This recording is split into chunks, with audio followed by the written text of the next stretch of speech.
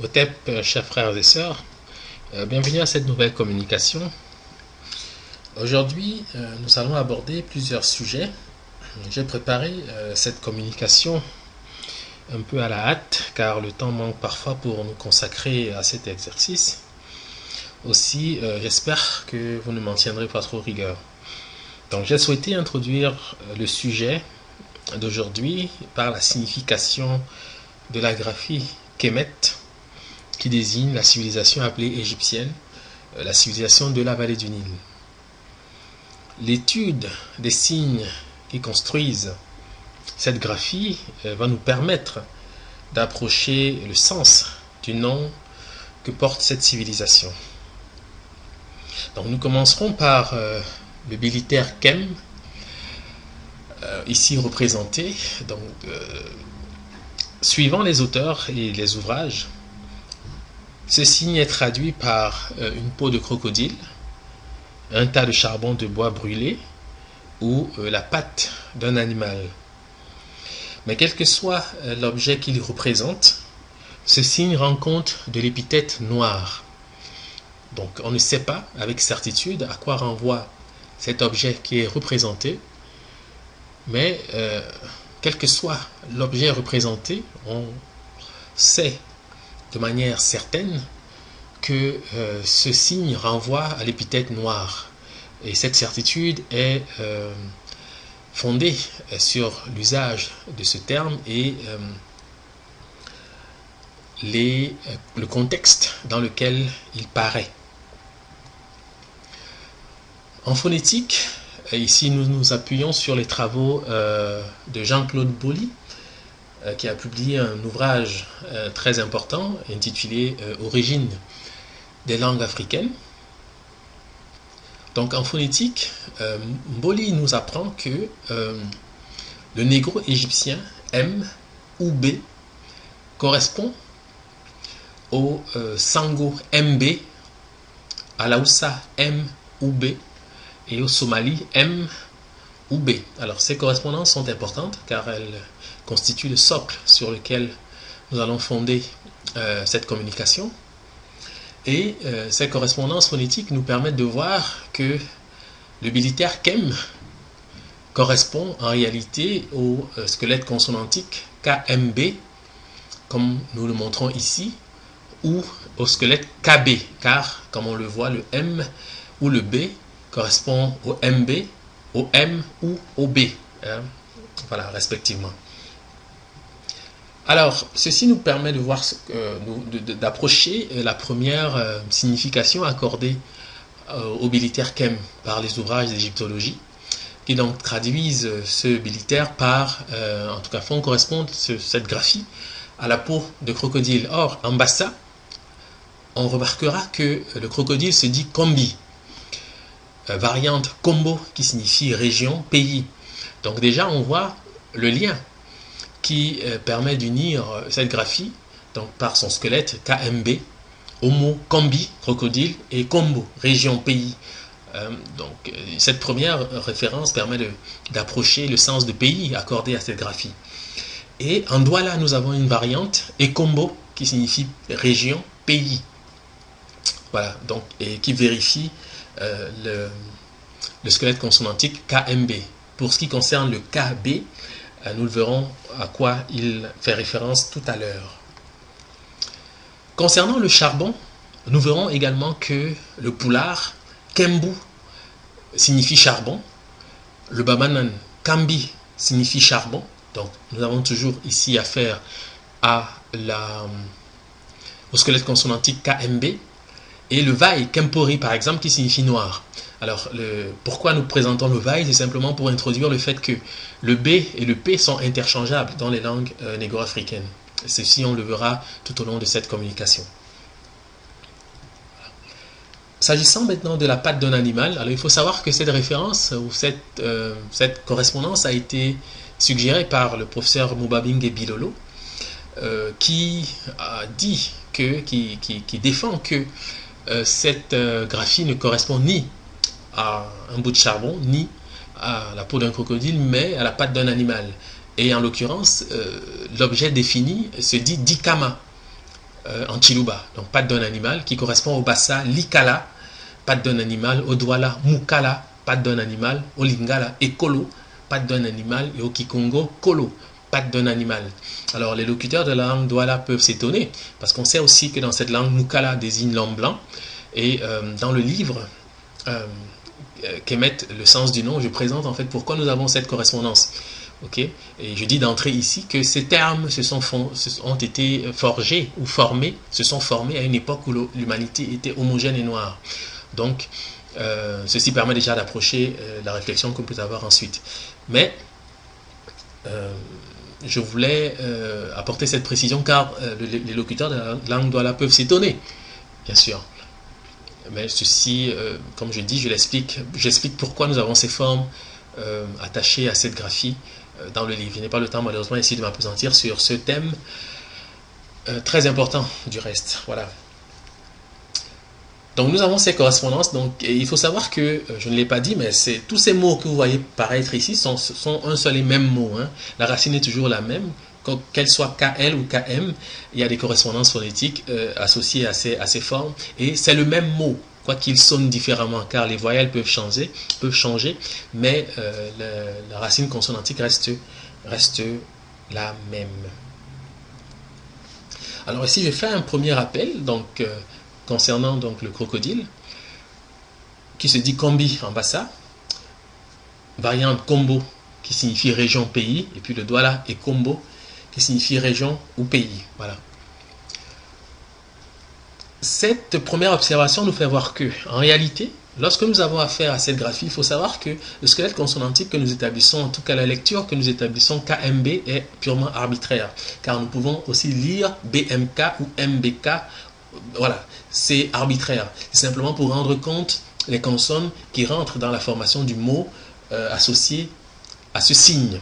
C'est la raison pour laquelle nous aboutissons à ce que nous avons ici sous les yeux, c'est-à-dire que le négro-égyptien KM, donc, ou KMB, d'après les correspondances établies par Jean-Claude Mboli, correspond en réalité au générique Mboka, qui signifie pays dans la région des Grands Lacs. Donc nous avons par exemple ici le Yambassa, Mboka, pays étendu, le Lingala, Mboka, village, pays, le Bobangi, Mboka, village, pays, l'Eleku, Mboka, village, pays, le Mbenga, Mboka, village, pays, le Wolof, Bok, qui signifie famille, parenté, le Douala, Mboko, campement, champ, camp, lieu de rassemblement, Douala, Boka, qui est ici un verbe qui signifie fonder, tout à l'heure nous allons traiter plus amplement de cette forme, le Bakwiri, Mbamboko, pays, le Bassa, Mbok, pays, le Koro, Mboka, Mboga, village, le Fang Mvok, pays, lignée, descendance, le Fang Mvo, pays, lignée, descendance, donc en relation avec le Wolof Bok, famille. Car il faut savoir ici que le B et le F et le V, le B, le F et le V sont interchangeables, y compris avec le W. Mais pour l'instant, je ne vais pas compliquer, parce qu'on peut aussi dire Mwok, qui renvoie à la même réalité. Mais pour l'instant, je ne décris que ce que nous avons sous les yeux pour ne pas compliquer le discours. Donc, le B et le V sont interchangeables dans les langues négro-africaines. Ceci est permanent. Okay? Donc, ensuite, la forme KB que nous voyons paraître ici, donc à côté du KMB, renvoie à la notion de peau dans les langues négro-africaines. Donc, nous aurons par exemple ici le Songhé et Koba, qui signifie peau, le Tsambaran et Kob, peau, le Kibongo et Kob, peau, le Fang et Kob, peau, le Chiluba, Dikoba, Po, le Wondo, Ekob, Po, le Bassa, Ko, Po, avec la perte du B. Alors, ce qui est important, c'est de voir donc que ce signe renvoie non seulement à la notion de pays, mais aussi à la notion de peau, ce qui permet de faire jaillir une première notion associée au phénotype d'une population. Okay? Le charbon, ou la peau de crocodile, ou en tout cas les thèmes qui sont abordés, naturellement, on l'a dit, ce signe renvoie à l'épithète noire. Donc, par déduction, et ceci maintenant paraît clair, nous avons d'un côté la notion de peau, de l'autre côté le thème de la noirceur, du charbon, etc. Associés ensemble, ces notions permettent de faire apparaître en fait le phénotype de population auquel s'applique ce signe. Et cette réflexion rejoint les considérations du professeur Cheikh Anta Diop, bien sûr, qui avait toujours dit que le terme Kemet avec pour vocation de désigner une population et non la terre noire, comme ceci est encore habituellement écrit dans certains ouvrages d'égyptologie qui malheureusement continuent cette tradition de falsification. Donc il faut quand même le dire. Aujourd'hui nous sommes dans le domaine des certitudes, donc nous n'allons plus perdre notre temps à essayer de décrire l'absurdité de certains discours, de certaines analyses qui aujourd'hui relève plus de la mauvaise foi que d'une approche de la quête de la vérité ou d'une approche scientifique. Voilà, c'est ça. Alors, je voulais aussi, en passant, car ceci est une parenthèse en réalité, attirer votre attention sur quelque chose d'important. Parce qu'il faut savoir que tout à l'heure, j'ai dit que le squelette consonantique KB correspond à la notion de peau, donc écobe ou cobe dans les langues de la cuvette congolaise. Mais il faut savoir que ça ne s'arrête pas là, parce que cette notion évolue vers le thème de l'initiation, de l'éducation, de la formation, de la connaissance, puisque le bassa kobi veut dire être initié, le bassa kob signifie apprendre par initiation, et le mandin kiba, qui est le même mot, signifie introduire, initier. Et cette relation est encore plus claire et associée à la couleur noire avec le ladi, donc une langue parlée dans la région du Congo, pindi qui signifie s'assombrir, obscur, noircir, qui correspond au douala pindi qui veut dire initié. Donc il y a une relation permanente entre le fait d'être noir et la notion d'initiation dans les langues parlées par les peuples qui vivent actuellement dans la région des Grands Lacs. Et le douala lambola pindi par exemple signifie, ou en tout cas désigne la chose cachée aux profanes. Voilà. Donc il y a une relation, ceci est une parenthèse, je ne vais pas insister là-dessus dans le livre qu'émettent les voix du retour, j'insiste davantage sur cette notion, car elle est aussi associée au fardeau, à la charge, etc., qui va rejaillir plus tard avec le christianisme notamment, et le fait qu'on dise qu'il faut porter sa croix, etc., etc., etc. C'est beaucoup plus dense, mais je m'arrête ici parce que si on poursuit, on va s'écarter du sujet principal de cette communication. Voilà. Alors, nous avons parlé de du premier signe, donc le militaire Kem. Nous allons maintenant parler du hibou, qui paraît également dans cette graphie. Alors, nous disons ceci, les dictionnaires donnent au français hibou une origine dans l'onomatopée ou censé être le cri de cet oiseau nocturne. De même, l'anglais hol, hibou, chouette, dérive de ou, fondé sur l'indo-européen commun oul, qui signifie hurler. Cette étymologie proposée par les dictionnaires ne tient son sens qu'à partir des langues négo-africaines. En effet, kala est le terme générique qui traduit le verbe crier dans les langues de la cuvette congolaise. Et le Chiluba associe tout particulièrement ce verbe au hibou. Donc en Chiluba, nous avons notamment kala qui signifie crier et kala qui signifie crier comme le font certains animaux tels que les hibous ou le caméléon. Alors il faut savoir que le proto-bantou pour cette forme est kem, qui signifie appeler, crier, en parlant des animaux. La variante kem, grogner avec effort, forme qui prouve que nous demeurons dans le même registre, car kemi signifie brûler, en manjaku notamment. Donc nous avons toujours l'association entre le fait d'être brûlé, le charbon, etc., et le cri ici qui paraît avec un proto-bantou qui est kem, qui veut dire appeler, crier. Bon, ceci va être éclairé plus tard, naturellement. Nous aurons également le serma qui est une langue parlée au Burkina Faso, kaala qui signifie crier, en parlant des animaux, des oiseaux, des insectes, qui confirme cette relation. On retrouve ce verbe à l'identique dans les langues européennes et asiatiques. Donc le serma, ici en Afrique noire, kaal, crier, aura donc conduit à des formes telles que l'islandais kal, crier, le perse kala, crier, l'assyrien kala, crier, le hollandais kal, crier, l'hébreu kol, crier, l'hébreu kal, appelé, assemblé, l'hébreu kara, appelé, crier, invoqué, l'anglais kol, appelé, crier, le féroïen kala, appelé, le norvégien kalé, appelé, le suédois kala, appelé, le danois kalde, appelé. Voilà. Alors ce cri est associé à la naissance du soleil, comme le montre le serma kaal, crier, homonyme de kaal, devenir jour, variante kaala, devenir jour, dans la même langue. Donc on voit ici qu'avec le serma kaal, qui traduit le verbe crier, nous avons un homonyme, kaal, qui veut dire devenir jour, et qui naturellement nous renvoie, n'est-ce pas, à la naissance du soleil, astre du jour. En Chiluba, Kala, crier, et les formes qui paraissent dans les langues indo-européennes et asiatiques sont en réalité des synonymes du proto-bantou Kada, qui signifie charbon. Ok, donc nous avons le Wandi Kala, charbon, le Bassa, Kol, charbon, Kalak, charbon ardent, Kala s'enflammer, Kalak ébène, etc., etc., etc. Donc nous avons ici les formes décrites, le Peul, Kembu, le Wolof, Lak, brûlé, qui est une métathèse de Kal en réalité, donc inversion des phonèmes.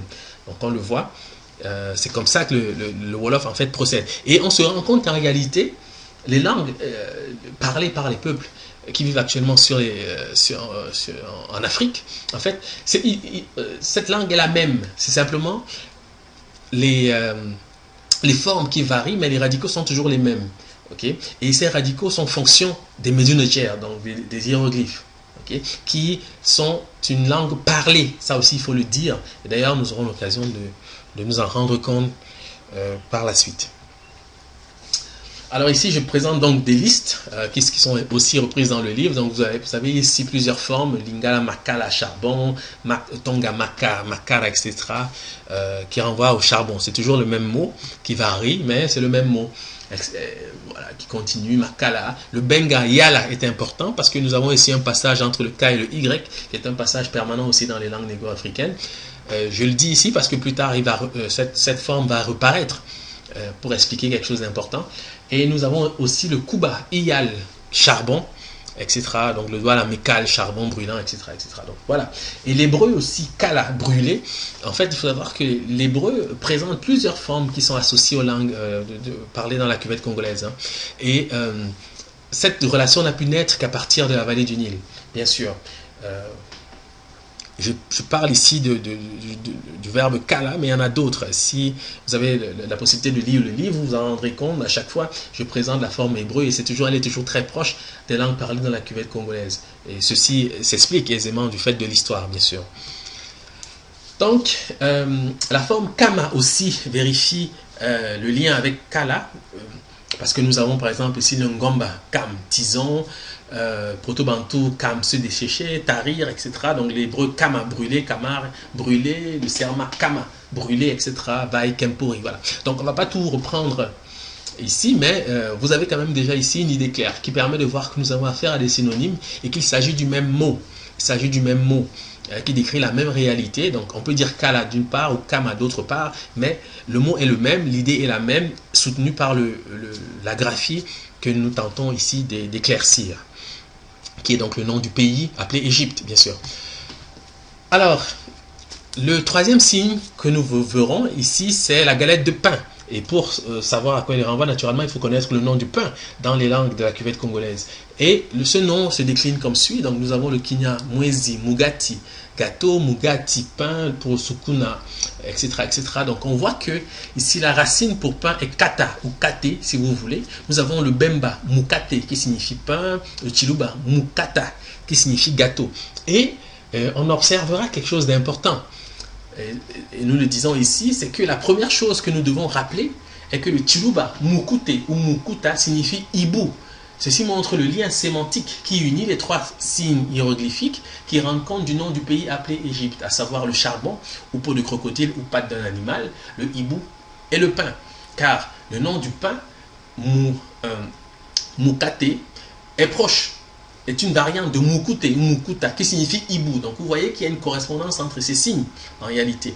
Donc on est toujours dans le même univers. Et les formes décrites ci haut montrent que la racine pour pain est kata. Le nzebi mukata traduira peau humaine, ce qui montre que la graphie Kem rend également compte du phénotype, autrement dit de l'apparence physique d'une population. C'est important parce que tout à l'heure nous avons dit que la forme KB, donc la racine consonantique KB, correspond à Kob, qui veut dire la peau et Kob, la peau, etc. Et on retrouve en fait ce lien avec la forme du nzebi, qui est une langue parlée au Gabon actuel, mukata, qui veut dire peau humaine. Vous comprenez? Donc, ces trois signes ont en réalité le même sens et nous renvoient à la même réalité. Donc, on parle à la fois d'une peau, donc en l'occurrence la peau noire, puisqu'elle est déterminée par le fait d'être charbonné, etc. etc. Bon, voilà.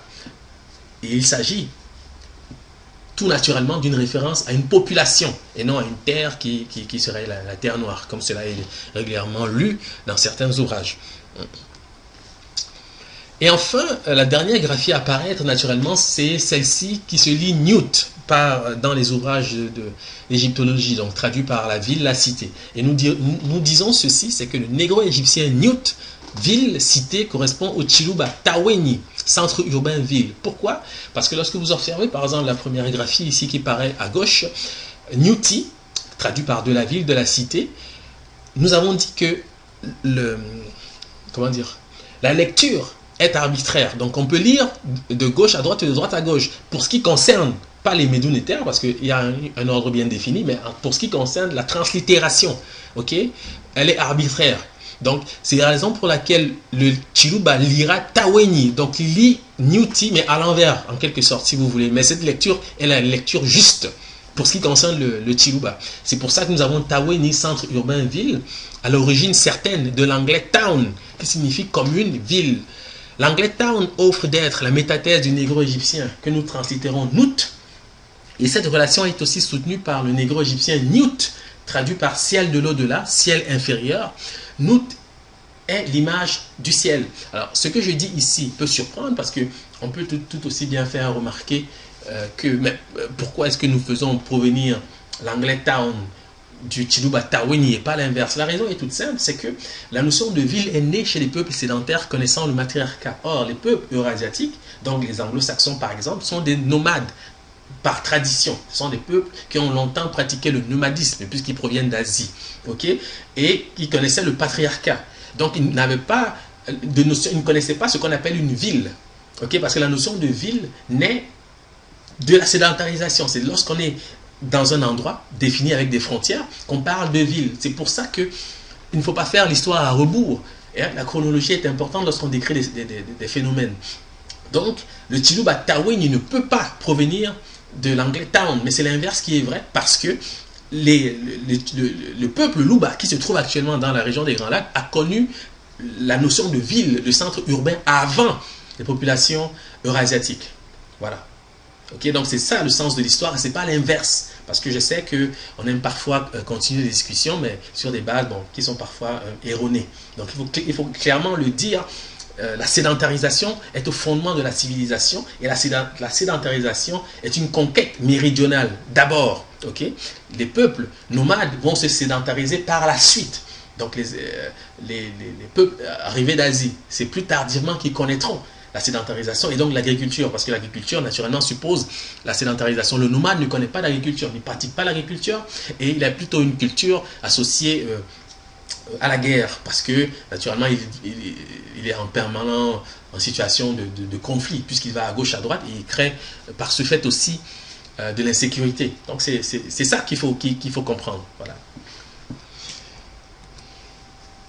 Alors, maintenant que nous avons dit ceci, il faut quand même revenir aux fondamentaux, c'est-à-dire se dire, mais finalement, si lisant cette graphie, nous obtenons Kala Kala, car c'est bien cela, puisque nous avons vu que la première graphie correspond à Kala, qui est le charbon, ou la patte d'un animal, si vous voulez, et la deuxième correspond au hibou, défini par son cri, qui signifie Kala. Donc on lira Kala Kala, ok, Kala Kala. Mais pour savoir ce que ça veut dire, il faut connaître ce que signifie Kala Kala dans les langues de la cuvette congolaise et les langues négro-africaines d'une manière générale. Donc, nous avons le lingala Kala Kala qui signifie auparavant, vieux, ancienneté. Ici, c'est l'idée d'antériorité qui est mise en avant et nos ancêtres ont voulu manifester par ce fait l'idée selon laquelle ils étaient le peuple le plus ancien, la terre la plus ancienne, la nation la plus ancienne, ok, ou la civilisation la plus ancienne. Voilà. Ça, c'est la première chose qu'il faut retenir. La deuxième chose qu'il faut retenir, c'est que nous avons avec l'Aoussa Kala Kala, qui signifie de couleurs variées, de toutes les couleurs. Ceci nous rapporte de manière immédiate au symbole imminent de la civilisation que nous décrivons, c'est-à-dire la Sematawi, okay, qui est l'image de l'arc-en-ciel. Et nos ancêtres ont voulu par ce fait signifier qu'ils étaient un peuple qui présentait toutes les couleurs, entre guillemets. Et je rappelle que ces concepts sont nés à une époque où l'humanité était homogène et noire. Et c'est bien chez les populations mélanonéennes qu'on rencontre tous les phénotypes qui vont du noir charbon au brun le plus clair. chez les peuples eurasiatiques, ceci est vérifiable avec la chevelure. Mais nous avons vu que ce mot rencontre la notion de peau. Ok? La notion de peau. Donc, chez les eurasiatiques, c'est les cheveux qui peuvent varier. Ok? Mais chez les populations mélanoniennes, c'est la couleur de la peau qui va du brun le plus clair au noir charbonné. Voilà pourquoi nos ancêtres ont rendu par ce mot la signification de couleurs variées, de toutes les couleurs. En fait, des couleurs de l'arc-en-ciel, si vous voulez. On le dirait comme ça un peu aujourd'hui. Voilà. Et nous avons le bamanan kalan kalan, qui procède de la même racine, qui signifie bigarré, encore une fois. Donc, qui renvoie à la même idée. Voilà. Maintenant, ayant dit ceci, bien sûr, il faut maintenant pouvoir décrire ce que c'est que l'arc-en-ciel, comment ce mot se dit dans les langues négro-africaines. Nous allons prendre l'exemple ici des langues de la cuvette congolaise, mais il faut savoir que dans le livre, nous abordons également le nom de l'arc-en-ciel dans les langues du Mandé, hein, dans l'Afrique dite de l'Ouest actuellement. Donc c'est ça. Alors le Chiluba dira Congolo, arc-en-ciel, Bukongolo, couleur de l'arc-en-ciel, le Kikongo, Congolo, arc-en-ciel, Congo, unifié, Kongi, l'unificateur, et ici pareil déjà la notion d'unification, qu'on dira plus tard, unification de la haute et de la basse Égypte associée à la Sématawi. Mais il faut savoir que cette traduction de Sématawi par unification de la haute et de la basse Égypte, c'est le degré zéro de la compréhension de ce que c'est que la Sématawi. Ceci, je le montre dans le livre. En réalité, ceux qui le disent ne savent même pas de quoi ils parlent, parce qu'en réalité, c'est vraiment le degré zéro de la compréhension de ce que c'est que la Sématawi. Donc nous avons le Kikongo Kongolo, qui signifie barque, cercle, anneau, donc idée d'alliance qui est maintenue. Le Kikongo Kongolo qui signifie noirceur, donc ici paraît le thème chromatique de ces populations. Congo qui signifie chasseur, ici paraît aussi les premiers porteurs de la civilisation, parce qu'il faut savoir que les premières civilisations négro-africaines ont été des civilisations de métallurgistes, donc les forgerons sont aussi des chasseurs. Voilà pourquoi nous avons toujours ce lien permanent entre l'idée du chasseur et celle du forgeron dans les fondations des empires du continent noir. Voilà, c'est ça. Et ici, je montre cette image pour illustration, simplement pour bien dire qu'effectivement, cette population que nous appelons entre guillemets égyptienne, donc le peuple de la vallée du Nil, présentait toute la palette chromatique, donc allant du noir charbonné au brun le plus clair, c'est ce que nous disons depuis tout à l'heure, et que ces idées associées au nom de ce pays paraissent à une époque où l'humanité est encore homogène et noire, puisque l'homme de Cro-Magnon, par exemple, apparaît vers 20 000 ans avant l'ère actuelle, et que l'homme, l'homo sapiens africain, comme vous et moi, était sur Terre depuis 150 000 ans. Donc vous voyez un peu la différence. Il n'était pas muet, cela va sans dire, puisqu'il parlait déjà les langues que nous rencontrons encore aujourd'hui sur le continent noir, et dont rencontrent également les Medjugorje. Ok? Donc c'est cela, la continuité, c'est comme ça qu'il faut le comprendre.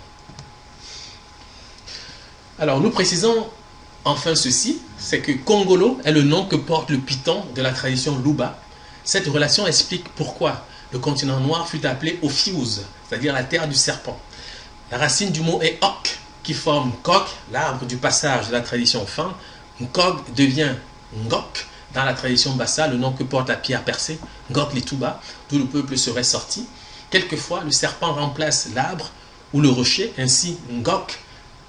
Nkok devient Nkogal, Nkongolo ou Kongolo dans la région des Grands Lacs, le serpent arc-en-ciel que l'on retrouve en Amérique précolombienne avec le serpent à plumes appelé Kukulkan, en Australie chez les peuples autochtones, population d'ascendance éthiopienne comme chacun sait. Le Mpongwe traduira Ekongoloko par grande pirogue, une allusion concrète à l'arche. Ok? C'est important parce que la Sématawi, ce que nous nommons vulgairement la Sématawi, est une image de l'arche, ok? Donc d'où la notion d'alliance qui est présente de manière voilà, énigmatique en réalité dans les textes abrahamiques. C'est de là, ici, c'est ici, à partir de ces mots que nous sommes en train de prononcer, que naissent ces idées-là. Okay, il faut le savoir. Alors, ici, je présente donc une image importante. Hein. C'est une image qui est décrite comme étant la Sématawi. Alors, il faut savoir déjà d'entrée, et je le dirai ensuite plus tard, que, je le préciserai ensuite plus tard, que le mot Sematawi n'existe dans aucune langue négro-africaine. En fait, c'est une convention qu'on utilise pour, c'est une lecture d'une graphie hiéroglyphique. Okay? Mais en réalité, c'est là où ça notamment qui rend compte de ce que c'est véritablement. Parce que le mot Sematawi signifie, se dit en réalité, notamment en Naoussa, Kamadawuta. Kamadawuta. Kamadawuta, ça veut dire quoi? Kama, ça veut dire prendre, et Wuta, ça veut dire feu. Ok, donc Kamadawuta, ça veut dire prendre feu. Pourquoi nous le disons avec certitude? Parce que ici, vous avez quelque chose d'important, c'est que vous voyez deux divinités, donc Djéouti, Utot, et puis Horus, et au milieu se trouve le roi. Sous le roi, vous avez une image, ce sont des plantes, habituellement des plantes qu'on appelle papyrus. Mais il faut savoir que ces plantes représentent en réalité des flammes. C'est ce que la plupart des gens ici, souvent, ne comprennent pas ou ne saisissent pas. C'est que les plantes que vous voyez représentées avec la Sematawi, ce sont des flammes. Pourquoi? Parce que le mot papyrus, qui est un mot en fait issu, entre guillemets, du monde grec, mais on verra tout à l'heure que ce n'est pas tout à fait vrai, est formé à partir du mot pyr de la langue grecque qui signifie feu. C'est pour ça qu'on obtient notamment le français pyromane. Okay? Donc pyr signifie feu. Et le papyrus, en fait, c'est une image du feu. Okay? Donc il faut faire la différence entre le concept papyrus qui rend compte du feu et la plante elle-même qui est associée, donc qui est le support de l'écriture, mais qui est aussi une image du feu. Parce que dans les langues, les traditions négro-africaines, l'éducation, l'instruction se dit kala, notamment dans le domaine mandé, kala, kalan, etc. Donc c'est associé au feu, au fait de brûler. Okay? Donc l'éducation, l'initiation est associée à la carbonisation. Ça, il faut le comprendre. Donc c'est pour ça que nous avons ces correspondances. Et ce signe, ce symbole que vous voyez ici représenté deviendra plus tardivement ce que les chrétiens appelleront donc le Sacré-Cœur. Le Sacré-Cœur. Okay? Voilà. Et c'est un symbole éminemment associé à Osiris. Ça aussi, je le dis dans les ouvrages. Donc on pourra s'y référer au besoin. Alors, je vais me répéter ici. Donc, le mot papyrus est en soi issu de la racine grecque pyr, qui signifie feu, mais il ne s'agit nullement de grec, puisque le mot pyr est le terme générique qui traduit l'épithète noir dans certaines langues de la cuvette congolaise. Donc, nous avons notamment le kibongo pyr, être noir, le yan spit, noir, le yan spir, noir, le yan spiri, noir, le kumakuma pyr, noir, le tambaran pyr, noir, être noir, le miene pia, se brûler, miene pienini, manière de se brûler, le miene pio chaud, le miene pio noir. Je sais, c'est une parenthèse que je fais, que chez les Dogons par exemple, on dira piri, que l'on traduira par blanc. Mais cette forme paraît, encore une fois, associée au yan spiri noir en fonction et en vertu de l'idée d'arc-en-ciel liée à la graphie que nous étudions depuis tout à l'heure. Okay? Et je rappelle, j'insiste, pour dire que ces concepts sont nés à une époque où l'humanité était homogène et noire. Donc lorsqu'on dit blanc, il n'existe pas de personne blanche. Parce que lorsque je regarde mon mur, je ne vois aucun homme qui porte cette couleur dans la rue. Donc c'est une sorte d'abus de langage, mais enfin, c'est un autre débat. Okay? Parce que la notion de race est une notion nébuleuse et souvent nous mène vers des égouts qu'on aime mieux éviter. Voilà.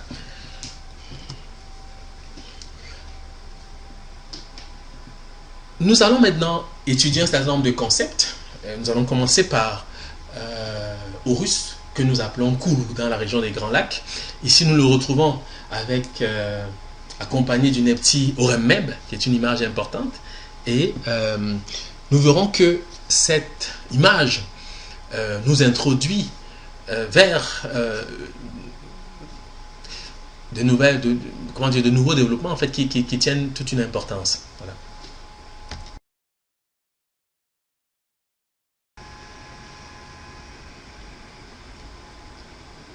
Alors, le nom que les Grecs auront traduit par Horus, en réalité, correspond au mont Koulou, des langues parlées dans la cuvette des Grands Lacs. Mais cette divinité, donc appelons-la Horus, par convention, pour nous faire comprendre, porte un nom ornithologique, qui est Bik, et que nous ferons correspondre au bok des langues de la cuvette congolaise. Et nous dirons tantôt pourquoi. Alors, dans la langue bassa, le mot bok signifie rassembler, niveler, dresser. Et nous avons Michel Éoné qui précise ce que Mbok signifie. Donc il écrit: le vocable Mbok apparaît comme un socle, comme un récipient qui contient plusieurs objets, plusieurs êtres dont le contenant est commun. De cette idée, nous débouchons sur une première signification de Mbok qui est l'univers. Donc il le dit en 2012. Voilà. Alors, lorsqu'on observe la graphie Bik ou Bok, on se rend compte qu'effectivement elle figure un contenant, donc une calebasse. Et ce que nous allons faire observer est important parce que il faut savoir que dans la langue douala par exemple, la calebasse se dit pan. En bassa, c'est l'assiette qui se dit pan. Pan. Et ce mot devient le grec pan qui signifie tout. C'est pour ça par exemple qu'on dira le panafricanisme, etc. Donc ce pan là signifie tout. Et on comprend dès lors pourquoi la calebasse est suggérée à travers la notion de Mbok et renvoie à l'univers. Mais ceci n'est qu'une introduction, naturellement, mais vous allez comprendre pourquoi les choses paraissent de cette manière-là.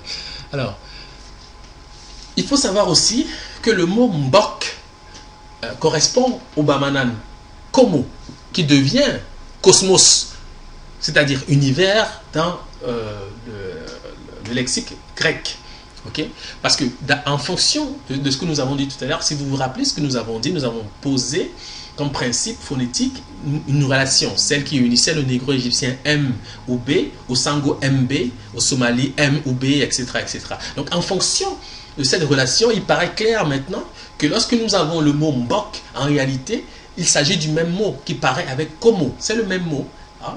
La racine consonantique est la même en vertu des correspondances qui naissent du négro-égyptien. C'est la raison pour laquelle nous avons le mot grec cosmos, car il y a ici un ajout de est, mais qui peuvent également s'éliminer, et nous maintiendrons dans le komo, qui signifie univers. Okay? Donc c'est comme ça que naît cette notion énigmatique employée chez les philosophes grecs. Okay? Et la notion d'univers, naturellement, est liée à l'unicité. C'est la raison pour laquelle ce mot, Mbok, est celui qui rend compte de l'unicité dans un nombre considérable de langues négro-africaines. Nous avons ici, par exemple, le camp des Poko, car il faut savoir que le B se réalise en P. Donc, Poko qui signifie un. Nous avons le lingala Moko, qui est une métathèse de Komo, donc qui vérifie donc ce que nous disons depuis tout à l'heure. Donc, Moko qui signifie un. Le Fan Mbok qui signifie un. Le Fan Mbok, grotte, trou, terrier. Ceci est une parenthèse pour dire que nous sommes dans un univers traditionnel négro-africain, car la grotte, chez les Bassa notamment, a toute une importance, mais ici je n'ai pas le temps de faire des développements là-dessus, mais c'est simplement pour faire un clin d'œil de ce côté-là, pour bien montrer que nous sommes dans un univers culturel qui est propre au peuple négro-africain. Donc, et nous avons la suite, donc le Bassa, Mbok, unité, univers, les tones Mok, avec donc le B qui est ici perdu, qui signifie un, et qui si on le lisait, si on en faisait la métathèse, on aurait donc Komo, donc le même mot qui paraît, donc cosmos, etc. etc. Donc c'est ça. C'est de cette façon qu'est née la notion de cosmos. Ok, notion ô combien importante pour les philosophes de la Grèce antique. Voilà. Et nous avons une autre correspondance ici qui est quand même importante. C'est qu'il faut savoir que le nom ornithologique d'Horus, Bik ou Bok, correspond au Kam, au mot Kam, ou Kem, KM, et ceci en vertu des correspondances phonétiques que nous avons établies à l'introduction de cette communication. Et ce mot ornithologique traduit le nom du fer dans les langues négro-africaines. Et pour cause, il faut savoir que le dieu Horus est associé au fer dans les traditions des peuples de la vallée du Nil. Ceci va être précisé tout à l'heure, mais nous dirons déjà ici que nous avons le Mbati Biki qui signifie fer. Il s'agit donc du nom ornithologique d'Horus. L'Isongo Biki fer, le Fan Mvi Biki forgeron, le Fan Eki fer pluriel Biki, le Fan Kama morceau de fer. Donc c'est une correspondance usuelle maintenant que l'on a pour socle la correspondance phonétique rappelée à l'introduction de cette communication. Le Bobangi Eyeli, faire, qui est aussi une forme importante puisque nous avons une correspondance entre le K et le Y, puisque nous dirons par exemple Kala pour charbon ou Yala pour charbon, donc le K et le Y sont interchangeables, raison pour laquelle cette forme paraît ici. Nous avons le Suku Boko, minerai de fer, Ungana Mboko, minerai de fer, Ungana Musakizi Mboko, le fondeur, le Swahili Kuma ou Shuma, le fer, etc. Donc Shuma, naturellement, c'est une évolution du Ka, qui en fait signifie, qui rendrait donc Kuma, donc le fer. Voilà. Et pour préciser le lien entre Horus et le fer, nous rappellerons ce que dit Maspero. Donc, il dit le parallélisme entre la condition des ouvriers métallurgistes d'Horus et celle des forgerons africains est assez complet. Les uns et les autres forment une classe, d'autres disent une caste, occupée d'abord au travail des métaux et à la fabrication ou à la réfection des armes. Cette fonction se modifie peu à peu et l'on finit par voir en Égypte les Masniou, c'est ainsi qu'ils nomment donc les forgerons, devenir des auxiliaires d'un dieu roi et sa garde. Dans l'Afrique, les forgerons cessaient de forger et se transformer en conseillers d'État dans les deux pays sans perdre leur classe et leur titre d'ouvriers en métaux. Prenant ces faits en considération, je pense qu'on peut se représenter Horus d'Edfu comme étant au début, dans l'une de ses formes, le chef et le dieu d'une tribu d'ouvriers travaillant le métal ou plutôt travaillant le fer. On ne saurait en effet se dissimuler qu'il y a une affinité réelle entre le fer et la personne d'Horus en certains mythes. Horus est la face céleste, c'est-à-dire Oro, le ciel, le firmament, et ce firmament est de toute antiquité un toit de fer, si bien que le fer en prit le nom de Banipit, métal du ciel, métal dont est formé le ciel. Horus l'aîné, Horus d'Edfu, est donc en réalité un dieu de fer. Bon, cette note explique pourquoi nous retrouvons dans les langues de la cuvette congolaise les formes Biki qui traduisent fer, Bik qui est le nom ornithologique d'Horus. Voilà. Donc, le négro-égyptien HR que le grec traduira par Horus correspond au Kikongo Kulu qui signifie ancêtre, ancien, vieux par la correspondance entre ce grand H et le K car il s'agit en réalité d'un H accompagné d'un point. Donc il ne c'est pas tout à fait un H si vous vérifiez la translittération. C'est pas tout à fait un H, c'est un K. Enfin, c'est une lettre qui se prononce K. D'où le Nkulu que nous suggérons ici. Donc une correspondance soutenue par le dieu faucon appelé Horus l'Ancien, figure représentant les aspects adultes du dieu faucon. Le Lingala offre Yakala, ancien vieux. Le Chiluba propose Kulu. Alors, pour la forme du Lingala, elle nous renvoie naturellement au Kala Kala, ancienneté, etc., que nous avons étudié, si vous voulez, tout à l'heure, en relation avec la graphie Kemet. Et cette relation est établie pourquoi? Parce qu'en réalité, il faut savoir que Horus est l'image du roi, okay, et que le roi est l'image du pays. Donc il y a une relation entre la personne du roi et le pays, d'où ce lien qui paraît ici. Alors le Chiluba nous propose donc Kulu, qui signifie ancien, antique, aîné, primordial, principal, suprême, plus âgé, plus vieux. Mukulu, qui signifie aîné, ancien, aïeul, chef.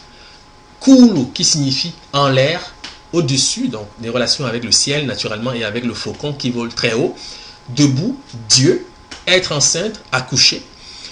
Des relations avec le négro-égyptien BKA, ou grand A, si vous voulez, qui est traduit par accoucher. C'est ça.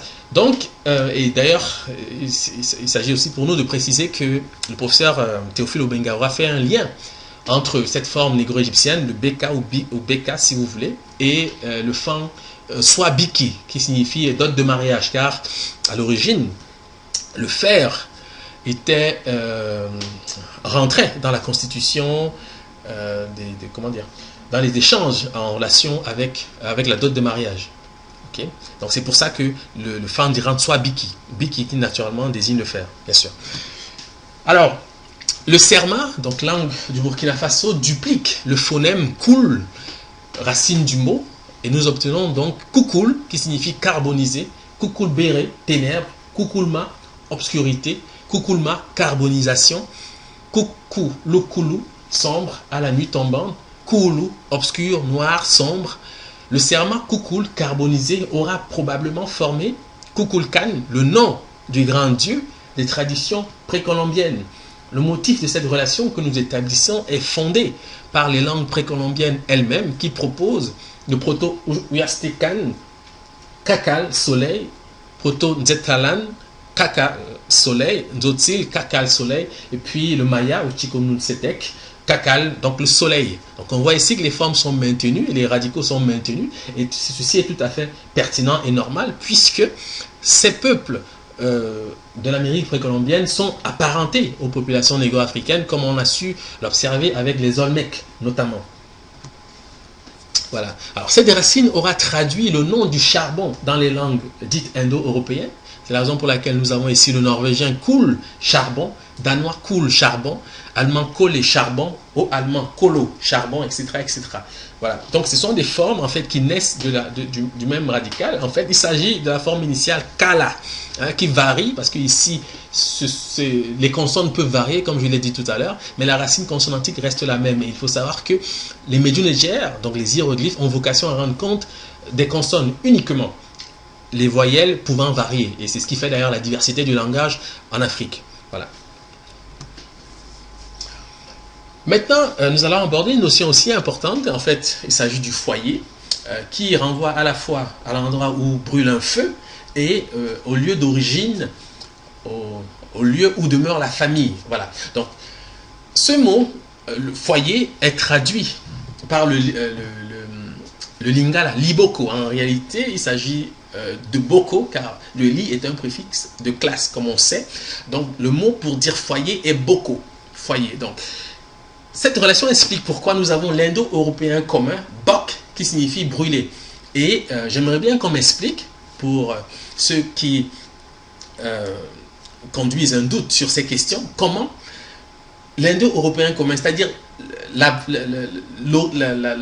mot socle qui forme la notion de feu dans les langues indo-européennes, correspond à un mot issu de la cuvette congolaise, puisque l'indo-européen est censé provenir des steppes pontiques qui ne désignent pas la première frontière liée de l'Afrique.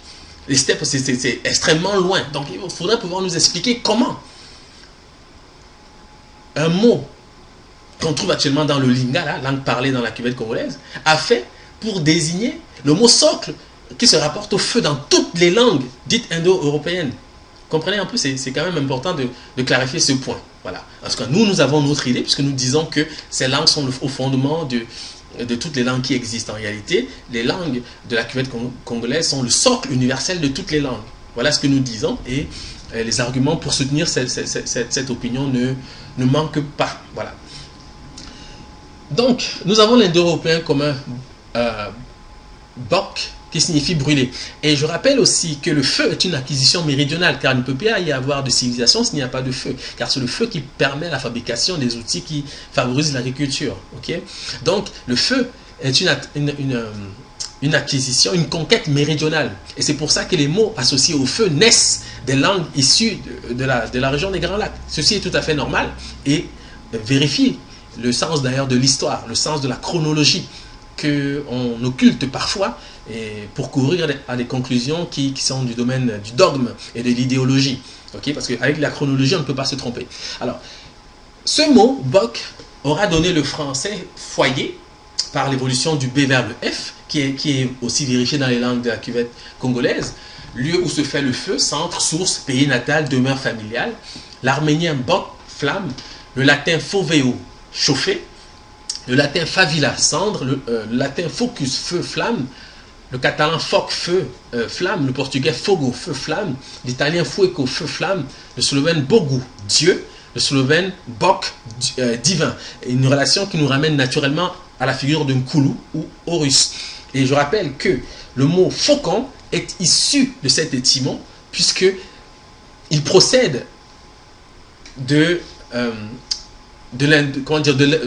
il procède du mot mbok, en fait. Donc, c'est l'évolution du B vers le F qui va donner phoque et ensuite faucon dans le français que nous parlons aujourd'hui. Donc, c'est un mot essentiellement lié à la carbonisation, bien sûr. Et ici, nous avons donc le bassa, je le rappelle, pour montrer que nous sommes dans le même univers. Mbombok, qui signifie cendre brûlante. Le Chiluba Fuka, qui signifie créer, inventer. Le Chiluba Fuki, origine, source première. Il faut savoir que le Chiluba Fuki est la traduction dans cette langue du mot Mbok, parce qu'il y a évolution entre le B et le F. Donc, Mbok devient Mfuki. Voilà. C'est ce que nous disons ici. Et c'est Mfuki que nous, à partir de Mfuki, notamment de ces formes-là, que nous obtenons le mot faucon. Voilà. Alors ici, nous allons aborder un autre sujet qui est très important et en relation avec le nom du pays appelé Kemet par convention. Nous avons dit tout à l'heure que le mot Kala, c'était le mot qui rendait compte du fait d'appeler, de crier dans les langues négro-africaines et qui était associé à l'image du hibou. Nous n'avons pas dit pourquoi. Maintenant, nous allons découvrir pourquoi. Voilà. Donc, nous dirons d'entrée, par un rappel, que le Bassa Kombo signifie région et pays. Le Douala est Kombo, région, pays. Mais le Lingala Kombo signifie le nom. Le Kikongo Kumbu signifie le nom. Voilà. Et il s'agit de comprendre pourquoi. Le Mankon, donc une langue parlée au Cameroun occidental, Kum signifie le nom. Donc en Mankon, Kum signifie le nom. En Bassa, Kum signifie prononcer le nom. Le Zoulou propose Igama, le nom, donc qui est une variation de Kama, de Kum si vous voulez. Et le Badoui, qui est une langue parlée au Cameroun, à l'est du Cameroun, signifie Kum, traduit Kum par la renommée, la réputation. Okay? Ceci est important et on va découvrir bientôt quel est le lien qui unit la notion de pays à celle du nom. Car finalement, on se rend compte que le mot Kem signifie le nom. Mais de quel nom s'agit-il et pourquoi le nom? Voilà. C'est cela qui est important. Alors, nous dirons ceci. C'est que enfin, Koum signifie sécher. Le Soninké propose Kouma, flamme, Koumou, allumé, enflammé, flambé, Koumouye, allumage, embrasement. Nous rappellerons aussi, et ceci va être vérifié par la suite, que le thème du nom est lié à la carbonisation. Carbonisation qui nous rapporte à la sématawi, comme nous avons vu plus haut. Mais ceci aussi va être précisé. Le négro-égyptien pour le mot nom, c'est Ren. RN, qui est rendu par cette image que vous voyez en haut à droite. Donc c'est ce symbole, ce signe qui est parfois rendu par un hiéroglyphe, qui signifie le nom. Il s'agit d'un cartouche qui entoure un soleil, ok? D'où le lien avec la carbonisation que nous précisons depuis tout à l'heure. Donc nous avons ici les formes qui naissent du négro-égyptien et qui paraissent dans les langues parlées dans la cuvette congolaise, dans les langues négro-africaines d'une manière générale. Et on voit bien de quel univers il s'agit, car une profusion ne peut pas être le fait du hasard. Hein. Nous avons donc le négro-égyptien Ren qui devient Ran en copte, variante Len, etc., Rin, en Galke, le Bari Karine, Kuba Din, le Chiluba Dina, le Douala Dina, le Bako c'est Din, le Rwanda Izina, le Langi Irina, le Kikongo Zina, etc. Voilà. Donc ce sont des mots qui procèdent du négro-égyptien Ren par une évolution phonétique toute simple en réalité. Voilà. Donc, nous disons ceci, c'est que l'arabe Nar, métathèse de Ran, donc le nom, qui signifie le nom, Ran signifie le nom en négro-égyptien, signifie feu. Donc en arabe, l'arabe a fait une métathèse de Ran, devenu Nar, et qui traduit feu. Donc on voit bien ici le lien entre la notion de nom et la notion de carbonisation, okay? Le fait d'être brûlé. En Kikongo, Zina signifie également être brûlé. Okay? Donc le Kikongo Zina signifie à la fois nom et être brûlé. Être carbonisé, tout comme zinini qui en dérive, être grillé, se carboniser. Une relation qui confirme le sens de kem attaché au nom. Le cartouche est le signe qui sert à décrire le négro-égyptien Ren, le nom, une correspondance qui lui donnera de signifier être carbonisé. Donc lorsque vous voyez un cartouche, il faut savoir que le cartouche a pour sens être carbonisé. Okay, le Kikongo Zinini aura probablement formé le mot zénith. le zénith décrit la position la plus élevée que tient le soleil. Donc Lausa Rana, soleil, variante de reine, donc le nom en négro-égyptien, nous permettra d'associer le thème du nom à l'astre du jour. Le cartouche est l'objet initial qui fera apparaître l'auréole de sainteté dans les traditions abrahamiques. Car nous avons dit tout à l'heure que le cartouche se rapporte à la carbonisation. Okay? À l'origine, l'auréole est un cadre oblong et lumineux dont les peintres entourent un personnage entier et qui est généralement réservé aux représentations de Dieu ou de la Vierge. Le mot oblong signifie rectangle plus long que large. Et nous aurons ici donc la manifestation de tout ce que nous sommes en train de dire, car ici à gauche, nous trouvons représentés deux cartouches, donc de deux Nephti, Unas et Djeotimesu III. Et il faut savoir que le cartouche qui encadre le nom signifie simplement que ce nom, le nom de ce roi, et ce roi lui-même incarne le soleil. C'est l'image du soleil. Ceci en fonction de reine, comme nous venons de le décrire plus tôt. Donc ça veut dire que le cartouche en réalité, c'est cela. Sa vocation, c'est de conduire à l'idée de carbonisation. Et c'est cette idée qui a ensuite été ramenée dans la tradition chrétienne, avec l'auréole qui paraît sur le chef des personnages. Comme ici on le voit avec Saint Maurice et un pape dont j'ignore le nom. Naturellement j'aurais pu savoir quel nom, de quel pape il s'agit, mais j'avoue que ce n'est pas ma première préoccupation. Mais cette auréole en réalité n'est qu'une évolution du cartouche qui paraît déjà dans les traditions négro-africaines, notamment de la vallée du Nil. Okay? Et il n'y a là réellement aucune nouveauté. Ça, il faut le comprendre. Bon, voilà. Je préciserai aussi, et ceci est l'évidence même, que le personnage de Saint-Maurice respecte le canon initial associé au cartouche, puisque, de fait, il est carbonisé, c'est un Éthiopien, et que le pape qui paraît ici ne colle pas, okay? Quoique il est comment dire, récupéré, ou en tout cas, il se donne pour symbole un attribut issu de la vallée du Nil, il ne colle pas avec l'idée initiale qui est rattachée au thème du cartouche, car le cartouche en lui-même signifie être carbonisé. C'est la raison pour laquelle les Grecs vont appeler ces populations de la cuvette congolaise des Éthiopiens, c'est-à-dire Éthiopien signifie littéralement visage brûlé. Voilà, ok.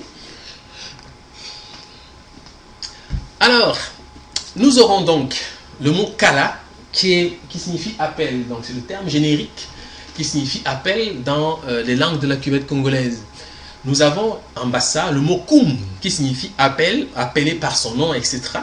en langue bassa. Et nous avons en kikongo le mot kuma qui signifie mortier. Alors ce que je vais dire maintenant est très important parce que le personnage que vous avez ici, c'est un dieu tardif qui s'appelle Sérapis, qui paraît dans la ville d'Alexandrie et qui a été formé par les Lagides, dont appartient une dynastie dont appartient Cléopâtre, que nous connaissons un peu plus par les productions hollywoodiennes notamment. Voilà. Mais les Lagides se sont trouvés en difficulté parce qu'ils ont créé une ville qui s'appelle Alexandrie, du nom donc, de l'empereur macédonien Alexandre, mais cette ville n'avait pas de divinité tutélaire. Donc pour en avoir une, ils ont formé cette divinité, Sérapis. Mais le mot Sérapis en réalité n'est que l'agencement de deux noms associés à Osiris, c'est-à-dire le nom d'Osiris lui-même, et puis Apis. Apis qui est le taureau de Memphis, et qui était un taureau, une image en fait d'Osiris. Okay? Donc voilà pourquoi ce dieu va s'appeler Sérapis, montrant donc un phénotype grec. Voilà, parce que c'est l'Agide, là, c'était des Grecs, des Macédoniens. Ils venaient de cet autre littoral de la Méditerranée. Okay. Mais le mot Kuma, mortier, est important parce que vous voyez que ce dieu présente sur la tête un objet. En réalité, il s'agit d'un boisseau. Donc, c'est l'idée de contenant qui est ici mise en avant. Mais cet objet est rendu dans nos langues par l'idée de mortier. Vous allez comprendre pourquoi. Mais avant de poursuivre, je vais quand même étendre la notion de mortier pour que vous saisissiez l'importance. Le terme générique pour mortier, quoi qu'il s'agisse également de Kuma, est aussi Bok. Donc vous voyez qu'ici il y a encore une correspondance entre ces deux mots, que ce soit kem ou bok. Nous avons le douala eboki qui signifie mortier, le douala mboki cuve, etc. Ebogo en koyo, mortier, etc. Le lingala eboka mortier, etc. etc. Elun. Voilà.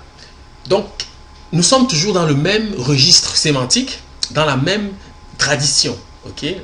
Il s'agit de la même culture qui nourrit toutes ces idées-là. Donc quand vous voyez ce mortier ou kalatos que présente le dieu Sérapis, il s'agit de cela, du mortier. Et on va vous dire tout à l'heure pourquoi il s'agit du mortier. Voilà.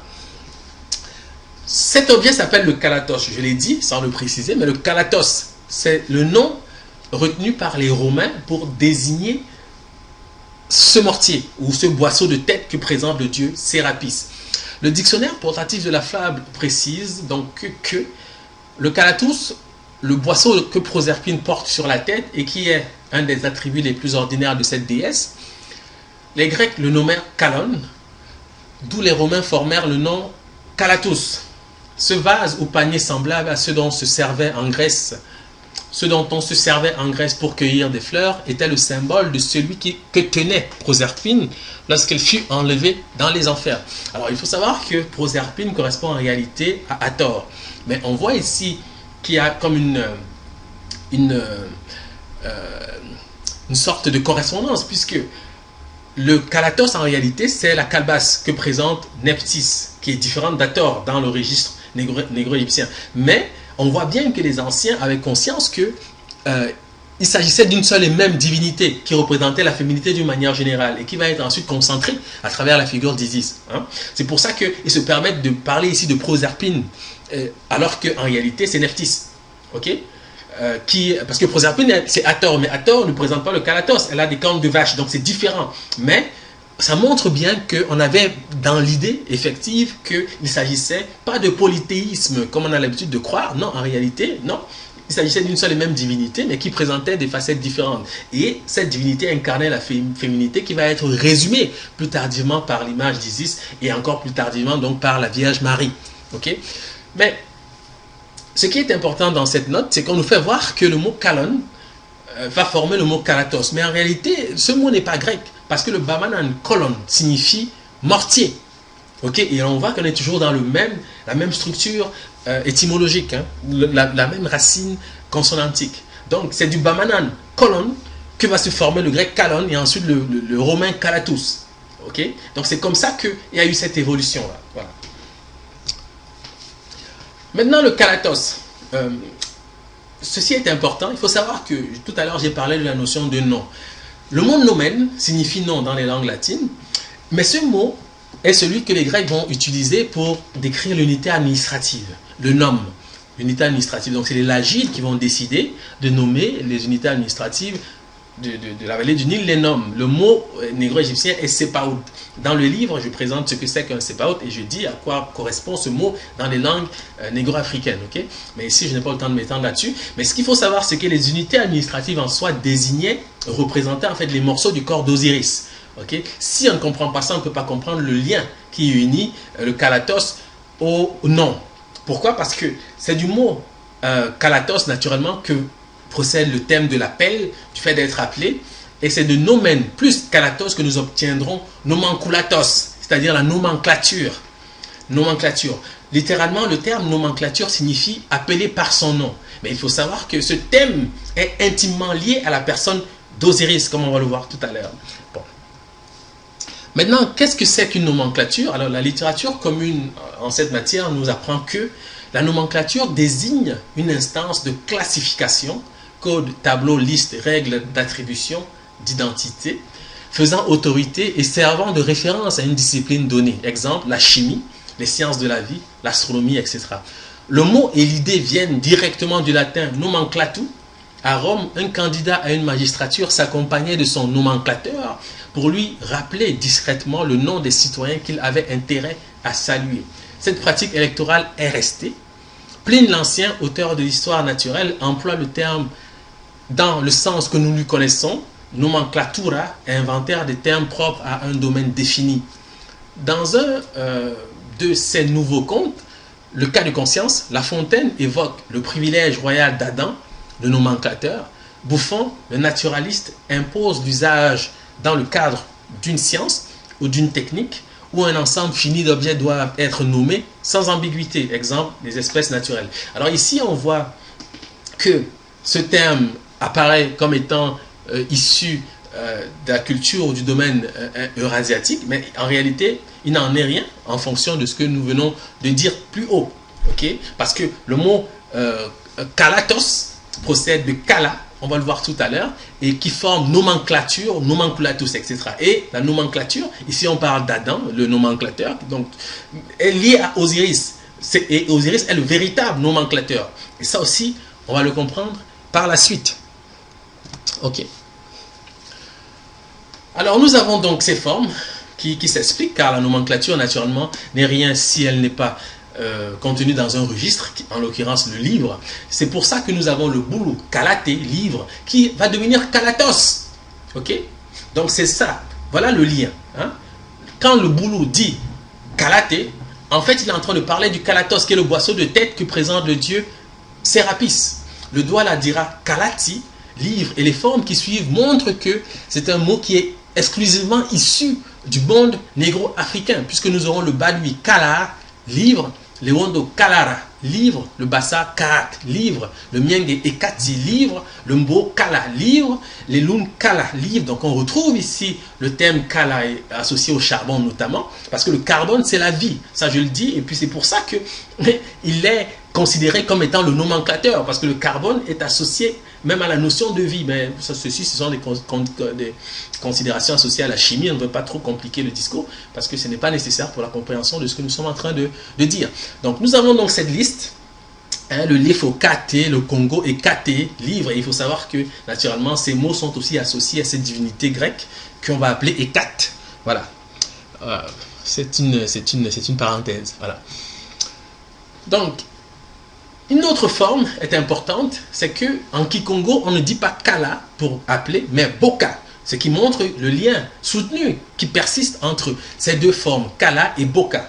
Okay? Donc Boka signifie appeler avec des variantes Mbokolo, appel, manière d'appeler, Mboka, proclamation, annonce. Ce qui justifie du Chiluba, Mbuku, car c'est une évolution de Mboka, livre, Kikongo, Buku, livre, Zulu, Ibuku, livre, Zulu, Ilibuku, livre, le danois, Bok. Donc c'est cette forme que les langues indo-européennes auront retenue pour dire livre, car nous avons vu plus haut que le mortier se dit Eboki. Okay? N'oubliez jamais cette précision, car c'est ce mortier-là que porte le dieu Sérapis qui devient le livre en réalité. Donc l'idée de nomenclature est maintenue. Or nous savons que Sérapis est une adaptation tardive du dieu Osiris et un prélude au personnage de Jésus. Vous comprenez? Donc on ne peut pas être plus original que l'origine. Donc comme je le dis toujours. Et l'origine ici, en l'occurrence, c'est Osiris. Voilà. Donc nous avons donc ces formes, le proto-germanique box, l'allemand book, l'anglais book, etc., etc. Donc c'est ça. C'est ici que l'on comprend d'où est arrivée l'idée du livre. L'idée du livre, voilà. Et ceci explique cette note fournie par Sonoron qui dit: à parcourir les textes grecs anciens, on ne peut se défendre de l'idée qu'aux yeux de ces vieux auteurs, l'Égypte était comme le berceau de toute science et de toute sagesse. Les plus célèbres parmi les savants ou les philosophes hellènes ont franchi la mer pour chercher auprès des prêtres l'initiation à de nouvelles sciences, et s'ils n'y allèrent pas, leurs biographes s'empressèrent d'ajouter aux épisodes de leur vie ce voyage devenu aussi traditionnel que nécessaire. Pourquoi? Parce que Kemet, la vallée du Nil, c'était la terre des nomenclateurs, c'est-à-dire des prophètes. Ceux qui les premiers avaient nommé absolument tout ce qui existe. C'est pour ça qu'on s'étonne parfois dans nos conversations des remarques qui consistent à dire: ah, donc vous voulez dire que les Africains ont tout inventé? À ces questions, il faut répondre de manière sereine: oui. Pourquoi? Parce qu'ils ont les premiers nommé tout ce qui existe. Ok? Donc, la notion de nomenclature est capitale pour comprendre le sens de la civilisation. C'est capital. C'est capital. Okay? Et c'est pour ça que nous disons avec certitude que les langues de la cuvette congolaise sont le socle universel de toutes les langues.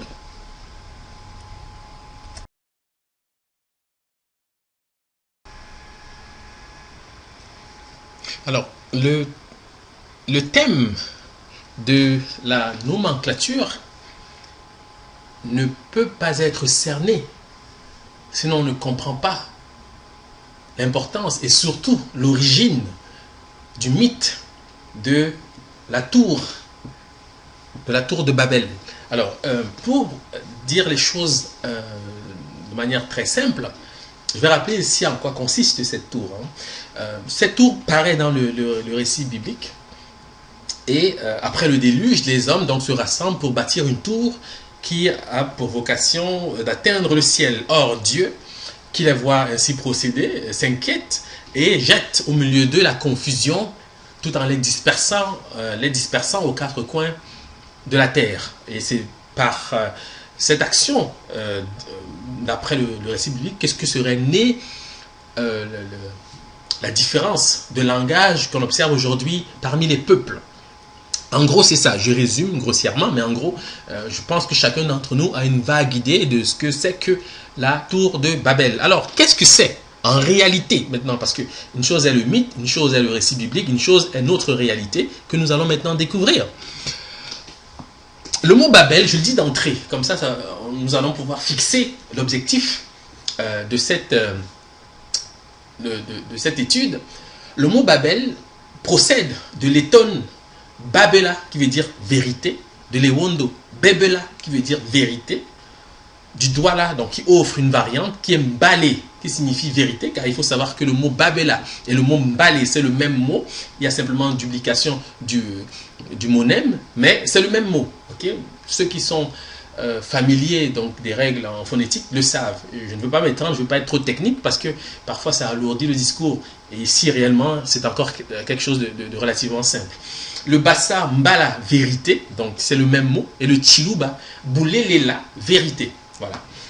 Et comment nous savons en réalité qu'il s'agit du même mot? Pour ce faire, il s'agit de questionner la racine du mot. Et c'est le Chiluba en fait qui va nous offrir de comprendre de quoi nous sommes en train de parler. Parce qu'en Chiluba, Ela, qui est la racine de ce mot, qui veut dire que l'on traduit par vérité, donc Bebela, etc. La racine c'est Ela. Et je dis en passant que c'est ce mot qui va former le Hel des langues sémitiques, mais nous n'allons pas étudier ces aspects aujourd'hui parce que cela nous prendrait quand même un temps important. Et de toute manière, dans les livres, ceci est décrit. Donc voilà, nous renvoyons au livre pour ceux qui souhaitent en savoir davantage. Donc le Kiluba Ela signifie faire partir ou sortir de soi un son, une idée, une parole, un objet. Émettre, exprimer. Donc on voit déjà ici apparaître le sens initial que l'on peut associer à la tour de Babel, puisqu'elle est présentée comme étant à l'origine du langage et des différentes langues que parlent aujourd'hui des peuples de la terre. Voilà. Et cette racine est également vérifiable à travers le Chiluba Lela, qui signifie accoucher, mettre au monde, engendrer, causer, occasionner, produire. Et cette racine paraît dans des mots tels que Boulela, donc la parenté, Chiledi, cause, origine, source, Ndela, personne prolifique, donc personne qui a beaucoup d'enfants, et Dilé, Dibois, naissance, Noël. Et c'est à dessein ici que j'ai introduit la notion de Noël, vous allez comprendre ensuite pourquoi. Donc, ce n'est pas parce qu'on voit par exemple le Chiluba, Chiledi, cause, origine, source, on ne voit pas paraître le mot Lela ou Ela, qu'il s'agit d'un mot différent, non. Les linguistes le savent, et les locuteurs du Chiluba encore plus, que la racine de ce mot, c'est bien Ela. Ok?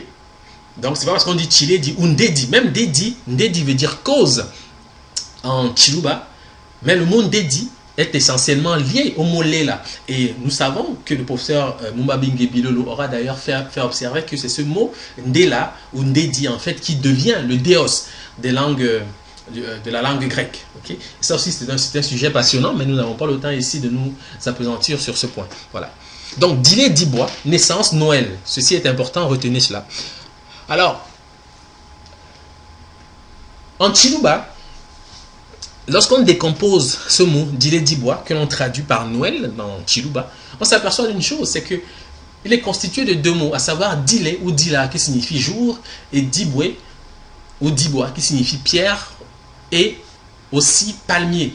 Donc, pierre ou palmier. Alors, Dilé Dibois, littéralement, signifie jour de la pierre, jour du palmier. Mais la question qu'on peut se poser, c'est de savoir, mais comment en est-on arrivé à traduire ce mot, jour de la pierre, jour du palmier, par Noël? C'est un mystère. Mais je pense que les locuteurs de la langue Luba peuvent aussi se poser cette question.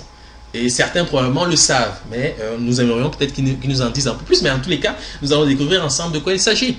Puisque nous avons ici le thème de la multiplication qui est associé à la tour de Babel, comme on sait. Okay? Et le Chiluba offre 10 bouées palmiers, on l'a dit, 10 bouées pierre, mais le Douala offre 10 bois, 9. Il s'agit du même mot. Okay? Le Mka, Ebou, c'est une variante de 10 bois, qui signifie grand nombre. Les tonnes Ibou, 9. Le Fan, Eboul, 9. Le Bemba, Paabula, 9. Le Bokuzu, Iboula, maître au monde. Donc on retrouve le Lela. Le Kikongo, Diba, palmier. Donc, parce qu'il faut savoir que entre le Chiluba, Diboué, palmier, et le Kikongo, Diba, palmier, il n'y a absolument aucune différence, car il y a une correspondance entre le B et le W. Donc lorsqu'on le duplique, bon, il devient un B. Bon, c'est pour ça que le Kikongo dira Diba, tout simplement pour palmier. Voilà. Donc, le thème de la multiplication est lié au chiffre Ibu, c'est-à-dire 9 en Etone, comme le montrent les langues du domaine Manengumba, donc les langues qui sont actuellement parlées dans la région du littoral au Cameroun. Donc nous avons notamment le Mbo et Bouré, beaucoup, être nombreux, Mbo, et Abou, beaucoup, être nombreux, Mbo, Obouté, abondant, nombreux, et Loun, Abel, beaucoup, être nombreux, etc., etc., etc. Donc le Babon, Iboula, beaucoup, le Lefo, les Boulou, abondant, nombreux. C'est à partir du Fan, Eboul, 9, du Babon, Iboula, être nombreux, du Bassa, Boulous, augmenté, que se forme le mot Biboulou, le nom du fleuve qui sépare le monde des mortels et le monde des immortels dans le Mvet, la tradition épique du peuple Fan. Donc le Fan Biboulou donnera le grec Biblus, le français Bible, synonyme de livre. Donc voilà l'origine du mot Bible en réalité. Ceci va être précisé. Et je rappelle que ce mot Bible là, correspond au Kalatos. Hein. Si vous maintenez le lien avec ce que j'ai dit précédemment, hein, lié au mortier, etc. et Boki, tout ce que j'ai dit précédemment, il y a une ligne qui est suivie. Et si je passe rapidement, parce qu'on n'a pas le temps de s'apesantir là-dessus, et de toute manière, ceci est décrit dans le livre, mais il faut savoir que c'est le Fan Biboulou qui donne naissance au mot grec, soi-disant Biblus, qui désigne en réalité le papyrus. Hein, parce que les Grecs appelaient le papyrus le Biblus. C'est pour ça qu'on obtient Biblus, qui est la Bible. Mais qu'est-ce que c'est que le papyrus? C'est le support des médiunétaires qui est la parole divine. Donc c'est pour ça qu'on obtient le mot Bible qui est associé aux Saintes Écritures, etc., etc. À l'origine, il s'agit des hiéroglyphes, bien sûr. Mais ça, je crois que ça ne pose aucune difficulté. Donc on va avancer. Pourquoi le fleuve? Alors, parce que quand on regarde le Mvet, bien sûr, on voit que Biboulou est associé au fleuve. C'est le fleuve qui sépare les deux mondes, donc le monde des mortels et le monde des immortels. Une première approche, en fait, à travers la langue Dogon, nous donne déjà le mot de l'énigme, puisque le Dogon Bara signifie accroître, augmenter, donc idée toujours de multiplication. Bari, dans la même langue, donc le Dogon, signifie s'accroître, s'augmenter. En Wolof, innombrable se dit Wassar, synonyme du Fan Ngambé, être nombreux, Ngamé, être nombreux. En outre, l'arabe Bassar, variante Bachar, signifie humanité, genre humain. Alors, c'est le Wolof déjà qui nous permet d'approcher le sens ou l'origine véritable de ces notions, puisque nous avons le mot d'Osiris, le nom d'Osiris lui-même, parce que Wassar, naturellement, c'est le nom d'Osiris, il faut le savoir, c'est une vocalisation de ce nom, hein, W-S-I-R, etc. Donc c'est Wassar. Mais traduit en Wolof par innombrable. Et le Fan offre Ngambé, être nombreux, mais il faut savoir que Ngambé, c'est une variante de Nzambé qui veut dire Dieu. Donc on est toujours dans le même registre. Et l'arabe, Bassar, n'est qu'une variante du Wolof Wassar, car le B et et le W sont interchangeables, comme nous aurons cette vérification avec le mot Bantou qui devient Watu, c'est-à-dire les hommes dans la cuvette congolaise. Donc ceci ne pose aucune difficulté. Voilà. Et le Dogon Bari, s'accroître, correspond au Baris qui paraît chez Théodore de Sicile pour décrire la barque d'Isis. Ok? La barque d'Isis, Baris. Donc voilà le lien avec le fleuve. Mais nous n'allons pas ici aller dans le détail car ceci nous conduit vers d'autres... il faut avoir en tête les notions de la passion d'Osiris pour savoir exactement quel est le rôle du fleuve, etc. Nous n'allons pas développer là-dessus, mais c'est un corpus qui est soutenu et qui se tient de bout en bout. Ça, il faut le savoir, sauf que ici, nous traitons par un angle spécifique, puisque nous voulons aboutir à l'origine du mythe de la tour de Babel. Donc, Bassar de l'arabe correspond au Wassar, innombrable en Wolof, et c'est le nom d'Osiris lui-même. Okay? Donc, quand on dit Bassar chez les Arabes, en réalité, il s'agit du nom d'Osiris. Dans le livre, Kemet, le sens du nom, ceci est développé, car ce mot Bassar conduit à des développements très importants en relation notamment avec la langue arabe. Donc, le proto-bantou, Djamba, signifie palmier. Donc, dans les langues dites bantou, car c'est un terme conventionnel, puisque bantou veut dire les humains, donc ce n'est pas une langue, mais le proto-bantou propose Djamba, palmier. Or, il s'agit d'une variante de Zamba qui signifie Dieu. Donc, on voit déjà le lien ici entre le palmier que nous décrivons ensuite et que nous avons abordé plus haut, et la notion de Dieu. Ok? Voilà. Maintenant, la pierre, car nous avons aussi traité de la pierre. Le Mboshi, Ibwe pierre, le Mboshi, Ibwe pierre, etc. Le Chiluba d'Ibwe pierre, Chiluba d'Ibwe palmier, etc. Il s'agit toujours du même mot, le Swahili Jiwe pierre, etc. Donc, ce que je souhaite dire ici, c'est que par exemple, le Langui Iwe pierre, pluriel Mawe, correspond ou explique le Chiluba Maweja, qui est le nom que porte le démiurge de cette tradition, donc Maweja Nangila. Donc, il s'agit d'un pluriel de qualité, puisqu'en réalité, Mawiya, c'est un pluriel. Okay? Donc, le Langui Mawiya, Pierre, explique le Chiluba Maweja, le nom que porte le démiurge de cette tradition de la cuvette congolaise. Et vous savez l'importance de la pierre, même dans la tradition chrétienne, puisque le disciple Pierre est celui sur lequel se fonde l'Église. Okay? Et ce n'est pas un hasard. Cette idée naît de ce que nous sommes en train de décrire ici. Le nom du palmier sert à exprimer le grand nombre dans la langue bassa. En effet, le palmier se dit liko. Donc nous sommes toujours dans le registre de la multiplication. Liko en bassa. Iko signifie 1000. 10 000 se dira Jomli Diko et 100 000 Bogol I Diko. Le million se dit Idun et le milliard Iko I Idun. En outre, Iko Imbok traduit les termes souverain, prince, haut fonctionnaire, ministre, doyen d'âge, personne la plus âgée du groupe. Il s'agit ici d'une référence explicite au personnage même d'Osiris. Okay? Voilà. Donc, Aneton Ibula signifie multiplication. Donc, ici, la relation est nette. Okay? Pluriel Biboula. Voilà pourquoi nous avons de l'autre côté, donc Biboulou pour le fleuve. Mot formé à partir d'Ibou, 9. En Bobangi, 9 se dit Libois, homonyme de Libois, pierre. Dans la même langue, Inri signifie pierre en négro-égyptien. Okay? Ceci est très important. Le négro-égyptien Inri signifie également sphère, un mot qui se trouve lié à Nebet, d'hémisphère, hémicycle, cuvette. Nebet, qui bien sûr est l'attribut de Nephthys, donc la calebasse, la cuvette. Donc le calatos, si vous suivez mon idée, la notion de sphère peut également se rapporter au soleil, tandis que la démisphère ou cuvette nous renvoie à l'attribut de Nebet-Out, c'est-à-dire Nephthys, devenu le Kalatos que montre le dieu Sérapis. Donc lorsque vous voyez le dieu Sérapis avec le mortier sur la tête, le Kalatos, il s'agit d'une image du soleil.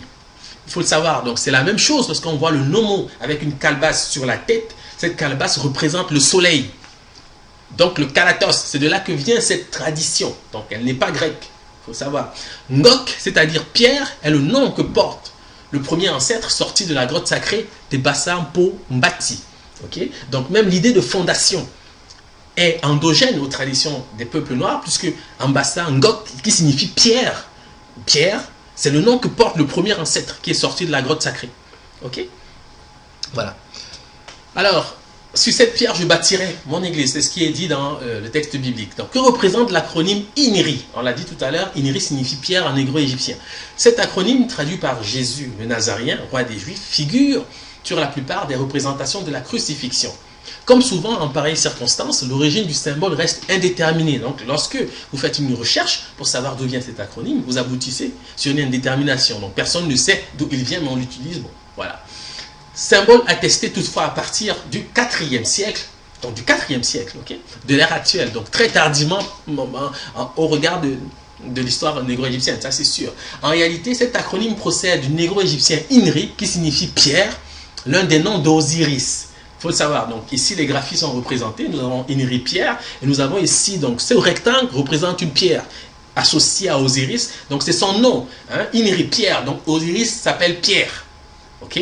Entre Osiris et la pierre, il n'y a pas de différence. C'est pour ça qu'on retrouve ce symbole associé au personnage de Jésus, INRI, ici. Ok? Qu'on traduit par Jésus le Nazaréen, roi des Juifs. Mais pourquoi traduit-on ce mot par roi des Juifs? Et ceci est très important, vous allez comprendre pourquoi. Le mot juif, ou Jew en anglais, procède du swahili jiwe, qui veut dire pierre. Ok? Le B, le W, le F et le P sont interchangeables dans les langues négro-africaines. Ce qui offre au swahili jiwe, pierre, d'équivaloir au kikongo diba, palmier, ou au bassa jap, termitière. Okay? Ici, j'ai introduit le bassin diable termitière parce qu'il faut savoir que tout ceci est lié. Okay? Les termitières ont été considérées comme des cathédrales. En fait, on est en train d'entrer progressivement ici, mais je ne vais pas poursuivre, hein, dans toute la tradition des constructions gigantesques de la vallée du Nil, okay? Qui aboutiront plus tardivement aux traditions des cathédrales, etc., qu'on retrouve en Europe. Okay? Mais je veux juste introduire et puis je vais m'arrêter là parce que c'est un autre sujet et c'est vraiment dense. Donc, voilà. Mais c'est ça. Alors, quand je dis que le swahili jiwe pierre correspond au bassa dja termitière, ça peut surprendre, je peux le comprendre. Mais ça ne surprend pas qui connaît les correspondances phonétiques puisque nous savons que le W et le P sont interchangeables. Ok? Donc, le bassa a tendance, et ça, ceux qui connaissent cette langue vont l'observer en comparaison des autres langues de la cuvette congolaise, à ramener les consonnes à l'intérieur, comment dire, à ramener les voyelles, pardon, à l'intérieur des consonnes. Donc, certains vont dire kata, livre, mais le bassa va dire kat, livre. Donc, il ramène à l'intérieur. Certains vont dire mata, ascension, le bassa va dire mat. Donc, il va ramener le A, les consonnes ensemble à l'intérieur. Comment dire? Les voyelles, pardon. Je m'excuse, j'espère que c'est clair. Le bassa va ramener les voyelles à l'intérieur des consonnes. Voilà, systématiquement. En tout cas, quasi systématiquement. Ça c'est quelque chose qu'on observe assez souvent. Et je rappelle aussi que la termitière est une tour, soit dit en passant. Mais on va préciser cette idée plus loin. Donc, le swahili jiwe, pierre, est aussi à l'origine de l'anglais jewel. Il s'agit du même mot qui signifie pierre précieuse, joyau ou jewelry, joaillerie. Ceci explique d'ailleurs la tradition juive associée au traitement des pierres précieuses. Ça, il faut le savoir parce qu'il y a un lien. Ce lien procède également de ce que nous sommes en train de décrire ici. Okay? Donc, le swahili jiwe, pierre, qui correspond à djibwe, car c'est un mot négro-africain. Il ne faut pas s'imaginer que c'est l'inverse qui est vrai, c'est-à-dire ce jewel qui a donné jiwe. Non, ça c'est clair que non, parce que djibwe, par les développements que nous voyons en relation avec le chiffre 9 et tout ça, ça montre clairement que, voilà, que l'origine est dans la cuvette congolaise, ça c'est sûr. Okay? Donc c'est comme ça. Donc, on obtient donc jewel, pierre précieuse, joyau, jewelry, la joaillerie. L'anglais jewel a pour synonyme dans la même langue gem, qui signifie pierre précieuse. Il s'agit d'une forme dérivée du négro-égyptien kem, l'un des noms d'Osiris, encore une fois. Okay? Parce que lorsque l'anglais dit gem et traduit ce mot par pierre précieuse, en réalité, ce n'est pas de l'anglais, c'est du négro-égyptien kem, qui est le nom d'Osiris. Okay? Et nous savons quel lien Osiris entretient avec l'or, d'ailleurs. Et en Afrique, les termites sont utilisés pour déterminer les zones aurifères. Ça, c'est ce que faisaient nos ancêtres, et c'est encore vérifiable aujourd'hui dans certaines régions d'Afrique, où on utilise, en fait, on étudie la composition des termitières pour juger de la richesse d'un sol. Parce que les termites vont très en profondeur et remontent à la surface les éléments qu'elles trouvent dans la terre. C'est de cette manière que nos ancêtres savaient si une terre était propice pour la recherche de l'or, etc., etc. Et c'est encore vérifiable aujourd'hui, notamment en Côte d'Ivoire. Hein, on procède encore de cette façon. Voilà. Et ici, je montre une termitière. Quand même, à quoi elle renvoie, et naturellement, l'idée de tour est maintenue, et de cathédrale aussi, mais bon, ça, c'est un autre sujet. Mais c'est de cette image-là qu'est née même l'idée d'architecture. Parce qu'après, bien sûr, les hommes vont construire autour de la termitière toute une tradition, hein, associée à l'architecture. Voilà. Alors, ceci nous amène à ce que vous avez en fait sous les yeux présentement, c'est-à-dire le pilier qu'on appelle le pilier Djed. Et il faut savoir que ce pilier, en réalité, représente la tour de Babel. Je vais le dire bien clairement ensuite pourquoi. Mais le pilier Djed, c'est un palmier. C'est la première chose que je dois vous dire. Et il faut savoir que le proto-bantou pour le palmier, c'est Baadé, variante Balé, qui veut dire la vérité. Ok? Donc Bebela, que nous avons décrit plus haut, si vous suivez mon raisonnement. Okay? Le proto-bantou pour le palmier, c'est Baadé, et les variantes Balé qui décrit le palmier. Ok? Voilà. Nous avons vu que le négro-égyptien Djed est traduit, donc ici je suis en train de faire lecture du livre, qu'émet le sens du nom, est traduit par le proto-bantou Tadé, pierre. Ambassa, Tada, proche de Tadé, signifie père, variante Tata, père, et Tara, pierre. Père, pardon, excusez-moi. Andouala, Tata signifie garder, veiller. Ambassa, Ntat signifie berger, gardien, c'est le même mot. Andouala, Djedou, qui est en fait vocalisé Djed par les égyptologues, signifie point cardinal. Qu'est-ce que c'est qu'un point cardinal? C'est un point de référence. Donc retenez cette idée, c'est très important pour la suite, vous allez comprendre. Le pilier Djed représente la colonne vertébrale d'Osiris, ceci nous le savons. Le proto-bantou Ngongo traduit Do, colonne vertébrale. Nous aurons par exemple le Pongwe Okongo et Shin du Do, donc le G devient un K et vice versa. Le Bukuzu Kukongo Do, le Bukuzu et Congo derrière, le Lingala Mokongo Do. Donc la racine du mot est Ok, toujours, forme associée au proto-bantou Bogo, qui signifie pierre, qui donne le Kuba Mbok, pierre, le Ungana Mboko, minerai de fer, ou le Suku Mboko, minerai de fer.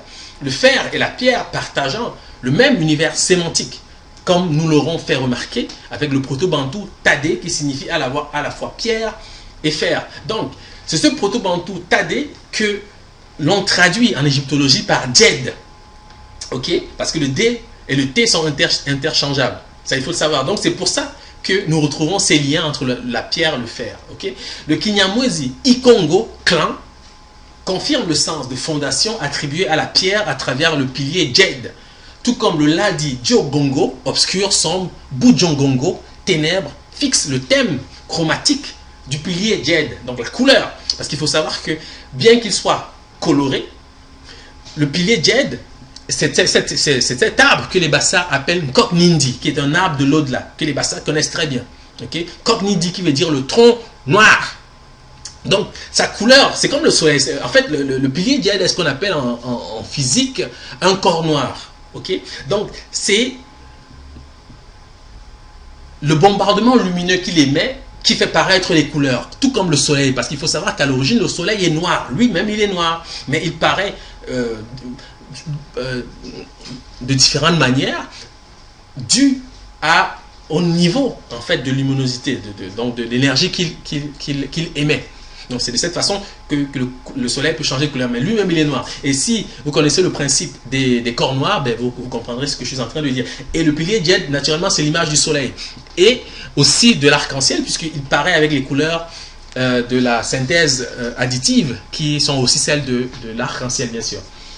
Donc, en plus de signifier do, le lingala mokongo offre également le sens de pacte, traité, contrat. Donc, nous avons ici le registre de l'alliance qui est affirmé. Okay? D'où la relation avec l'arc-en-ciel que nous avons établie tout à l'heure. En lingala, Congolo est le nom du palmier raffia, car il faut savoir que le pilier Djed n'est pas n'importe quel palmier, ce n'est pas n'importe quel cocotier, comprenez? C'est le palmier raffia, spécifiquement, et ceci va être établi de manière claire par la suite. Donc, les tonnes Zam, palmier raffia, devient Zama, Dieu, dans la même langue. Donc, il y a toujours un lien entre le palmier et Dieu, et ceci se fait en fonction naturellement d'Osiris. Les tonnes Hélène, palmier, offre également un lien avec le fan Hélène, arc, donc, et qui deviendra donc la nationalité retenue par les Hélènes, car le mot Hélène provient de là. Okay? Ceci en relation toujours avec le corpus issu de la vallée du Nil, car il faut savoir que les premières populations établies en Grèce, en Hélade, c'était les Pélages. Et les Pélages, c'était les populations d'ascendance éthiopienne, comme chacun sait. Et éthiopienne, par éthiopienne, j'entends de la région des Grands Lacs. Donc, je fais ici une remarque importante, c'est que nous sommes dans le même registre que le Swahili Jiwe, pierre, qui forme Jiu, juif, car la pierre et le palmier partagent aussi le même univers sémantique dans les langues négro-africaines. Donc, il faut savoir que le tronc commun, c'est le corpus issu de la vallée du Nil, et c'est de ce tronc commun que paraissent tous ces mots, Hélène, juif, etc., etc. Donc, nommé en fonction d'un corpus issu des langues négro-africaines.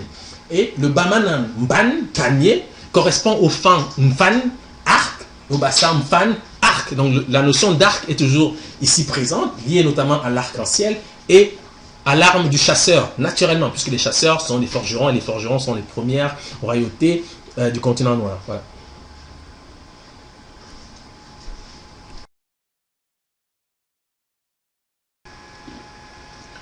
Alors, ce que nous venons de dire, en fait, nous permet de comprendre, en fait, l'origine de l'arbre de Noël. Et c'est la raison pour laquelle, tout à l'heure, j'ai insisté pour présenter, en fait, donc le Tilouba Dile Dibois, qui signifie Noël, en réalité, et Dibois, qui veut dire palmier, notamment, ou Diboué, si vous voulez. Et pourquoi? Parce que vous allez observer une chose, c'est que les Grecs, les populations occidentales, en tout cas, quand on dit occidentaux, bon, c'est parce que pour nous, c'est pas l'Ouest, hein, c'est le Nord, c'est l'Ouest pour les Russes. Mais les Eurasiatiques, si vous voulez, donc les Grecs, vont observer leur environnement et prendre, en fait, un fruit qui ressemblait au fruit que produit le palmier raffia pour en faire la pomme de pin que vous voyez ici à droite, ok? À gauche, vous avez le fruit du palmier raffia. Donc, c'est ce fruit-là du palmier raffia qui va donner naissance à l'image de la pomme de pin, qui est un attribut de Dionysos, ou parfois de Bacchus aussi, comme chacun sait. Dionysos et Bacchus qui sont des adaptations tardives hein, du personnage d'Osiris. Ça, il faut le savoir. Donc, et le pin, en fait, c'est l'arbre de Noël aujourd'hui qu'on observe. C'est de là que vient cette idée. Parce qu'en réalité, l'arbre de Noël, en réalité, c'est un palmier. C'est pour ça que le Tilouba emploie le mot dibois pour décrire cet arbre. Donc le jour du palmier, c'est Noël. Donc ce palmier, en l'occurrence, c'est le palmier raffia. Donc le pilier Djed. Okay? C'est pour ça qu'il présente toutes ces couleurs, car les guirlandes dont nous habillons cet arbre sont censées représenter les couleurs de l'arc-en-ciel. Donc tout est lié, bien sûr, il faut le comprendre. Et le pilier Djed, naturellement, on l'a dit, est la colonne vertébrale d'Osiris. Donc c'est un symbole lié de manière intrinsèque même hein, au personnage d'Osiris. Ça, il faut le savoir. Voilà. Et c'est pour ça que paraîtront donc les pins associés aux festivités de Noël dans le monde indo-européen. Parce que naturellement, en Grèce, il n'y avait pas de palmier raffia. Voilà. Ceci est important, il faut le comprendre. Donc, je vais rappeler ici ce que j'ai déjà dit plus haut. Donc, en Douala, Djedou signifie point cardinal. Donc, point cardinal, c'est le point de référence. Le pilier Djed représente la colonne vertébrale d'Osiris. Ça, on l'a dit. Le proto-bantou Ngongo traduit Do, colonne vertébrale. Donc, et donne le Congo au Congo. Donc, il faut savoir que le mot Congo, en réalité, signifie Do, colonne vertébrale. Ça, ceci a son importance. En vertu, naturellement, de ce que représente le Congo. Mais on ne va pas parler aujourd'hui du Congo, car c'est un sujet aussi très, très, très important. Et je ne souhaiterais pas le traiter comme ça, de manière désinvolte. Donc, Le pongwe au Congo signifie échine du dos, bukuzu, ku Congo, dos, bukuzu et Congo derrière, lingala, mo Congo, le dos. Donc, ici, nous approchons l'idée ou l'image de ce que c'est que la pierre angulaire. Vous savez l'importance de la pierre angulaire pour ce qui concerne l'architecture, car la pierre angulaire est la pierre qui fait l'angle d'un édifice. C'est la première pierre qu'on pose lorsqu'on veut bâtir un édifice. Okay? Et naturellement, la tour est un édifice. Ceci est en lien. Et vous verrez que en Kikongo, le mot pour dire coin, angle, c'est Kikonko. Konko, c'est le même mot que gongo, c'est-à-dire dos, colonne vertébrale. C'est le même mot, exactement le même mot. Il faut le savoir. Donc le Chiluba, dit Konko, même mot, signifie coin. Mais en Bassa, nous avons Ngok, qui signifie pierre angulaire, enfant Kok, qui signifie pierre angulaire. Alors ce qu'il faut savoir, c'est que le mot Konko, qui paraît en Kikongo, c'est le même que le Bassa Ngok ou le Fan Ngok. Car le N, c'est un guttural qu'on rajoute pour donner probablement de l'épaisseur à la prononciation, mais le Bassa contracte ces formes pour en faire un Ngok tout simplement, donc pierre angulaire, tout comme le Fan d'ailleurs. Donc la racine du mot est Ok, toujours, qui signifie mot, monème, parole en langue Bassa. Ok? Donc une référence objective ici apparaît avec la tour de Babel qui naturellement est associée à la parole, au langage. Parce que cette racine, hein, le Ok en langue Bassa signifie mot, monème, parole. Voilà. Et cette racine est celle qui forme le mot Mbok, mais également Boko, qui signifie bras, coudé, main, dans les langues de la cuvette congolaise. Exemple du Kitabois, Boko, bras, coudé, main. Le bras est le déterminatif de la coudée royale dite égyptienne. C'est ici qu'on approche véritablement ce que c'est que la pierre angulaire, la mesure, parce que vous savez que si vous savez l'importance de la coudée royale, vous comprenez l'importance de ce que nous sommes en train de dire ici. Okay? Le bras, c'est le déterminatif de la coudée royale. Le bras se dit Boko, okay? Dans les langues de la cuvette congolaise. Okay? Donc nous avons ici le négro-égyptien MK, mais il faut savoir que ce MK se lit Bok ou Boko, d'après les correspondances établies par Mboli que nous avons présentées plus haut. Ok, donc nous sommes toujours dans le même univers sémantique, le même univers culturel, et en train de décrire des choses qui tournent autour d'une racine. Hein? Et cette racine, nous en faisons la particule élémentaire du langage. Ça, il faut le savoir. Mais ceci est dit et plus amplement détaillé dans le livre. Voilà pourquoi nous la retrouvons à chaque fois qu'il s'agit de décrire un phénomène important. Et c'est aussi la raison pour laquelle nous avons choisi d'intituler cette communication « Les merveilles du Mbok ». Car lorsqu'on dit Mbok, il peut sembler que nous ne faisons référence qu'à la tradition du peuple Bassa. Ceci est faux, puisque nous avons montré que le mot Mbok correspond au Komo chez les Bamanan, donc les Bambara, et qui devient Cosmos chez les Grecs, donc c'est la philosophie. Donc en fait, il s'agit de la tradition ancestrale des peuples du continent noir, tout simplement. Okay, c'est la raison pour laquelle paraissent ces correspondances ici. Okay? Donc la coudée royale est à l'origine du nombre d'or, à l'origine du mètre. Bref, c'est quelque chose d'extraordinaire. Ça, il faut le savoir. Mais voilà, il faut prendre la mesure, sans mauvais jeu de mots bien sûr, pour comprendre ce que nous sommes en train d'essayer de dire ici. Et ici, nous avons naturellement représenté la coudée royale, qui est un objet extraordinaire, car à l'origine de l'architecture, tout simplement. Okay? De l'architecture, tout simplement. Voilà. Et l'architecture, qui dit architecture, dit civilisation, bien entendu, car il n'y a pas de civilisation sans architecture. Voilà. Donc, c'est cet objet qui a formé tout ce que nous voyons autour de nous. Hein? Toutes les mesures qui existent sont nées à partir de cet objet. Okay? C'est aussi une des raisons pour lesquelles nous avons le clepsydre qui permet de mesurer le temps. Le clepsydre n'est rien d'autre que le calatos. Si vous regardez le clepsydre, vous allez voir que c'est un mortier et qui sert à mesurer le temps. Mais cette mesure est associée à la coudée qui se dit Mboko ou Boka, si vous voulez, ou Boko, la coudée, et partage en fait le même mot que le mortier qui est Eboki, mais que l'égyptologie appellera le clepsydre, bien sûr. Mais c'est le même objet, c'est la même idée qui soutient. Donc toute l'idée de mesure est associée au Mbok. Ça c'est clair, ça il faut le savoir. Bon. Maintenant la tour ici, je crois que nous approchons donc la conclusion. En Douala, la tour se dit Njongo, la tour. Hein? Njongo, c'est la tour. Mais ce mot, c'est le même que Ngongo, le dos, ou Congo, le dos. Voilà pourquoi nous disons avec certitude que le pilier Djed représente la tour de Babel. Ok? Et ceci est précisé encore davantage, puisque nous avons ici le douala eyala qui signifie parole, et le douala ekala qui signifie feuille de palmier. Donc il y a une relation entre la parole et la feuille de palmier, car le mot yala ou kala, c'est le charbon, le carbone. Ok? Donc vous voyez le lien avec le nom même du pays que nous décrivons depuis tout à l'heure. Et il existe une relation de correspondance, nous l'avons dit, entre le Y et le K. Hein? Et le douala traduit feuille de palmier. Donc le palmier, c'est un arbre prolifique. C'est la raison pour laquelle il a été choisi pour incarner Osiris. Okay? Et d'ailleurs, ceci est vérifiable dans les ouvrages communs qui parlent d'Osiris et de ses symboles. Okay? Le palmier, c'est un arbre qui fructifie jusqu'à sa mort. C'est pour cette raison qu'il a été choisi par nos ancêtres pour incarner donc, ce que représente le dieu Osiris, qui est toute une affaire. J'invite la jeunesse à s'intéresser, parce qu'elle est certainement moins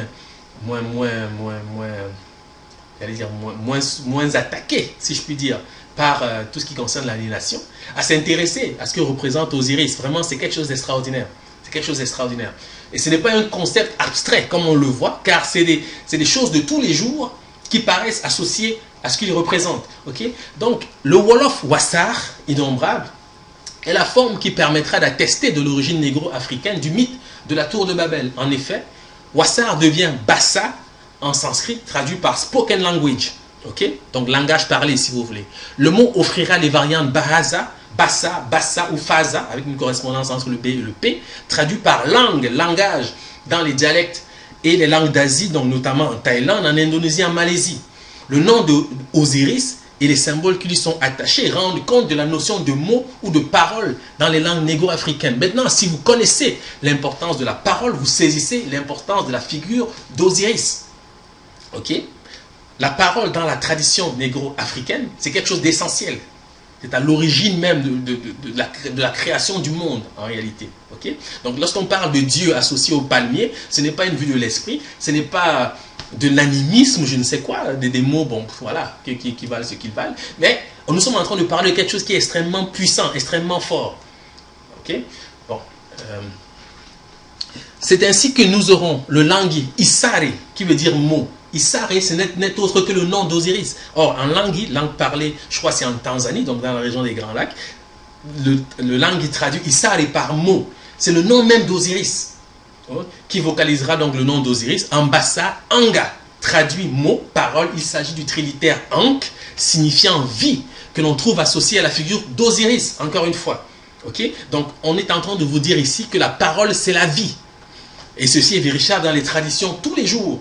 Les traditions endogènes des peuples noirs. Dans cette langue, Anga est synonyme de Ok, qui signifie mot, monème, parole. La racine qui forme Bok, que nous décrivons comme étant la particule élémentaire du langage.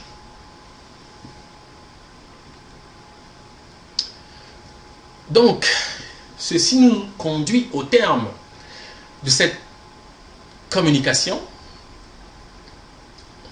Nous espérons qu'elle vous aura passionné autant que nous.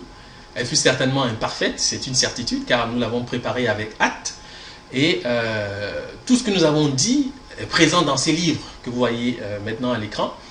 Et ces livres sont disponibles sur le site www.amazon.com, donc disponibles partout.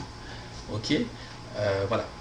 Et nous espérons que nous aurons l'occasion de nous retrouver bientôt. Alors, je vous remercie de votre attention et vous souhaite une excellente semaine. Au TEP.